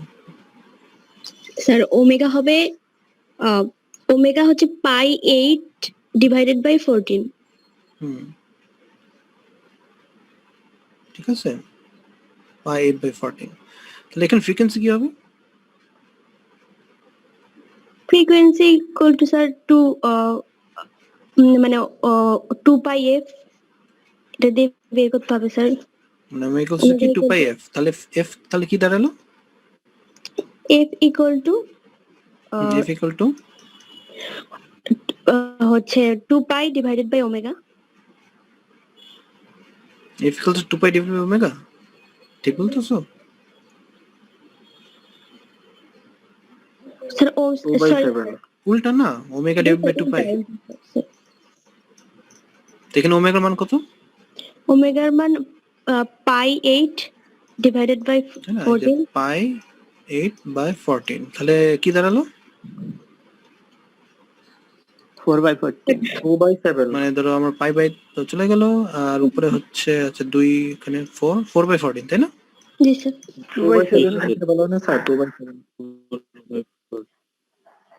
আচ্ছা, তাহলে এটা কি রেশনাল? জি স্যার। জি স্যার। কেন রেশনাল? পূর্ণ সংখ্যা স্যার। উপরের নিচে দুইটাই পূর্ণ সংখ্যা। পূর্ণ সংখ্যা মানে হোল নাম্বার, এটাকে ইন্টিজার, আচ্ছা মানে একই জিনিস, ইন্টিজার। ইন্টিজার উপরে আর নিচে দুইটাই ইন্টিজার নাম্বার। লব আর হর দুটো ইন্টিজার সোজা কথা। বুঝতে পারছো? জি পরীক্ষা দিলে এটা করতে পারবা? পারবো স্যার। আচ্ছা, জি স্যার। তো আমরা একটু কয়েকটা এক্সাম্পল যে দেখেছিলাম, সেখানে ওই যে কে বের করেছিল, কেটা কি? Sir envelope cycle sir. Envelope cycle, ঠিক আছে না? তো এগুলা হয়তো আমি তোমাদের পরীক্ষা অথবা শর্ট কোয়েশ্চেন অথবা জাস্ট এরকম জিজ্ঞেস করতে পারি, তো সেই হিসাবে হয়তো বা তোমরা জাস্ট অ্যান্সার করো। তো তোমরা বাসায় গিয়ে এটা একটু দেখো, যা যা পড়ানো হয়েছে। আমি তোমাদের যেটা স্যার এটাতে কে কি 14 হবে? কে, আচ্ছা এখানে আমরা তোমাকে কি বের করতে হবে? 2 পাই তাহলে কে এর ভ্যালু 14ই হবে। আমাকে n বের করতে হবে। এটা কি বলতো? 2 পাই কে বাই হচ্ছে ওমেগা। ওমেগার মান কত এখানে? ওমেগার মান হচ্ছে 8 পাই বাই 14। তাহলে কি দাঁড়ালো? তাহলে হচ্ছে 2 দিয়ে হচ্ছে নিচে কাটাকাটি 14/8 অর্থাৎ কে 4/7। 14 কে বাই 8/7 এরকম 8/7 4 হবে, তাহলে কে এর মান 4 হবে স্যার। তো কি দাঁড়ালো এখানে? তো কে এর মান তাহলে হবে 4। k equals to 4 এর জন্য আমি ফান্ডামেন্টাল পিরিয়ড কত পাচ্ছি এখানে? স্যার 14টা হচ্ছে এই পাবো 14, তাই না? ঠিক আছে, বুঝতে পেরেছো? জি স্যার। আচ্ছা, আমি কে এর মান বের করাটা বুঝিনি, আমাকে একটু আরেকবার বুঝিয়ে দিন। দেখো n আমরা জানি কি, n equals to কি 2 পাই k বাই ওমেগা, তাই না? জি স্যার। আচ্ছা, তো এখানে ওমেগার মান কত? এই যে আমরা বের করলাম না, pi 8 divided pi 8 by pi 8 by 14। তো আমি এখানে জাস্ট পাই 8 বাই 14 যদি দেই, এটা ক্যালকুলেশন কি দাঁড়াচ্ছে আমার? 14 a বাই 4 হচ্ছে, ঠিক আছে? বুঝতে পারছো? জি স্যার। আচ্ছা, তাহলে এখন n নট কি হবে, মানে ফান্ডামেন্টাল সংজ্ঞাটা কি ছিল, যে আমার মিনিমাম কত কে দিলে আমি এটা ইন্টিজার পাবো। তো কে এর মান কত দিলে এটা ইন্টিজার হবে? স্যার 2 দিলে 4 দিলে না, নো স্যার যে 4 দিয়ে 14 কে ভাগ করলে 7 আসবে। 7 থাকতেছে, মিনিমামটা তো লাগবে স্যার। তাহলে 2, ঠিক আছে। আচ্ছা, তাহলে এটা হচ্ছে তোমার 7। তো কি দাঁড়ালো এটা? 7 আর কে এর মান কত? এর মান 2 স্যার। 2। Envelope of circle 2। তাহলে এটা কি দাঁড়াচ্ছে? এটা অর্থ কি? k equals to 2 R n not equals to 7, এর মানে ঠিক আসলে এনভেলপ অফ দুইটা এনভেলপ সাইকেল 7টা স্যাম্পল থাকবে। 8টা স্যাম্পল থাকবে। আমার যদি দুইটা এনভেলপ, এটার মধ্যে আমার কয়টা থাকবে? 7টা থাকবে। 7টা স্যাম্পল হবে। ক্লিয়ার? বুঝতে পারছো? জি স্যার। আচ্ছা, তো এগুলো তো একটু বাসায় গিয়ে পড়ো। আর তোমাদের আমি যেটা করব, তোমাদের ক্লাসরুমে হচ্ছে এই স্লাইড গুলো দিয়ে দিব, এই যে তোমার যে স্লাইড এটা দাওয়াতগুলো দিয়ে দিব, প্লাস হচ্ছে তোমাদের বেসিক্যালি যে কি কি পড়ানো হয়েছে সেটা একটা হয়তো লিস্ট দিয়ে দিব, যে তো কোন সেকশন কোনটা পড়ানো হয়েছে। আচ্ছা স্যার এটা তো মেবি আমাদের যে বইয়ের যে প্রথম চ্যাপ্টারের যে কপিটা সেটা, তাই তো? বুঝিনি, কি বললো? মানে আমাদের যে বইটা দেওয়া হচ্ছে সেই বইয়ের প্রথম চ্যাপ্টারের যে কপিটা, মানে এই যে এইটা হচ্ছে সেই স্লাইড হিসেবে দেওয়া হচ্ছে। হ্যাঁ, না প্লাস আমি স্লাইডও দিয়ে দিব, স্লাইড তো দেই নাই এখনো। না স্যার স্লাইডটা দিয়ে দেন স্যার। স্লাইডটা দিব হচ্ছে ভালো হবে। না দিব তোমাদের স্লাইডটা হচ্ছে তোমাদের এটাকে কি বলে ক্লাসরুমে আমি একটা সেকশন হয়তো খুলবো যেখানে ধরো লেকচার 1 এ ওখানে কি কি পড়ানো থাকবে, ঠিক আছে? আচ্ছা আচ্ছা জি স্যার ঠিক আছে, আপাতত এখানেই থাক। আর তোমাদের হ্যালো অ্যাটেন্ডেন্স, হ্যাঁ বলো। স্যার, হ্যাঁ আসসালামু আলাইকুম স্যার। ওয়ালাইকুম আসসালাম। স্যার আমি আচ্ছা 54 স্যার, আমার নেট সমস্যা ছিল তো স্যার, এজন্য তখন শুনতে পারি নাই। শিওর নাকি জি স্যার। বলেছিলা? না স্যার, তোমরা তো অনেকে আমার লগ স্যার ইন করে বসে থাকো, তারপর এদিক ওদিক চলে যাও। না স্যার, আমার একটু নেট সমস্যা ছিল তো স্যার, এজন্য স্যার আচ্ছা শুনতে নেক্সট টাইম পারি যদি নাই। এরকম না হয়, ঠিক আছে? ঠিক আছে স্যার, শিওর স্যার। স্যার আজকে 9:30 কি স্যার ক্লাস করছেন আপনি স্যার? না না ক্লাস করে ওটা ভুল করে 9:30 লিখছি, ঠিক আছে? তোমাদের রুটিন তো আর চেঞ্জ হয়নি। আচ্ছা আচ্ছা ঠিক আছে। তোমাদের ক্লাস যখন হওয়ার কথা তখনই হবে, ঠিক আছে? যে যেমন আজকে কয়টা 2টা এবং তোমাদের গতকাল যেটা 9:30, 9:30 ঠিক আছে না? জি স্যার। জি স্যার। আচ্ছা তাহলে তোমাদের অ্যাটেন্ডেন্স হচ্ছে যে জুম যেটা করে সেই অনুযায়ী নিব। জাস্ট খেয়াল করবা যে যাতে করে তোমরা আইডি দিয়ে যাতে লগ ইন করো তোমাদের ওই যে জুমে, ঠিক আছে? ওটা করতে আমি ভুলো না। জি স্যার জি স্যার আচ্ছা তাহলে আমরা এখানে শেষ করে দিতে পারি। কারো কি কোনো প্রশ্ন আছে এমনি? স্যার আমার একটু কথা ছিল, হ্যাঁ বলো। একটু সমস্যা ছিল স্যার। স্যার পড়ার রিলেটেড না স্যার, পার্সোনাল কথা ছিল। বুঝিনি কি বললো? স্যার কোর্স রিলেটেড না স্যার, একটু পার্সোনালি একটা সমস্যা ছিল, ওটা নিয়ে কথা বলতাম। কথা ক্লাস বলতা? জি স্যার। আচ্ছা স্যার তাহলে আমরা বের হয়ে যাই স্যার। হ্যাঁ তুমি আমাকে কল দিতে পারো চাইলে। আচ্ছা ঠিক আছে স্যার। আচ্ছা তাহলে তোমরা বের হয়ে যাও। কথা আমি জাস্ট আসসালামু আলাইকুম স্যার। ওয়ালাইকুম আসসালাম আসসালামু আলাইকুম end করে দিচ্ছি। আসসালামু আলাইকুম স্যার। ওয়ালাইকুম আসসালাম। আসসালামু আলাইকুম। ওয়ালাইকুম আসসালাম।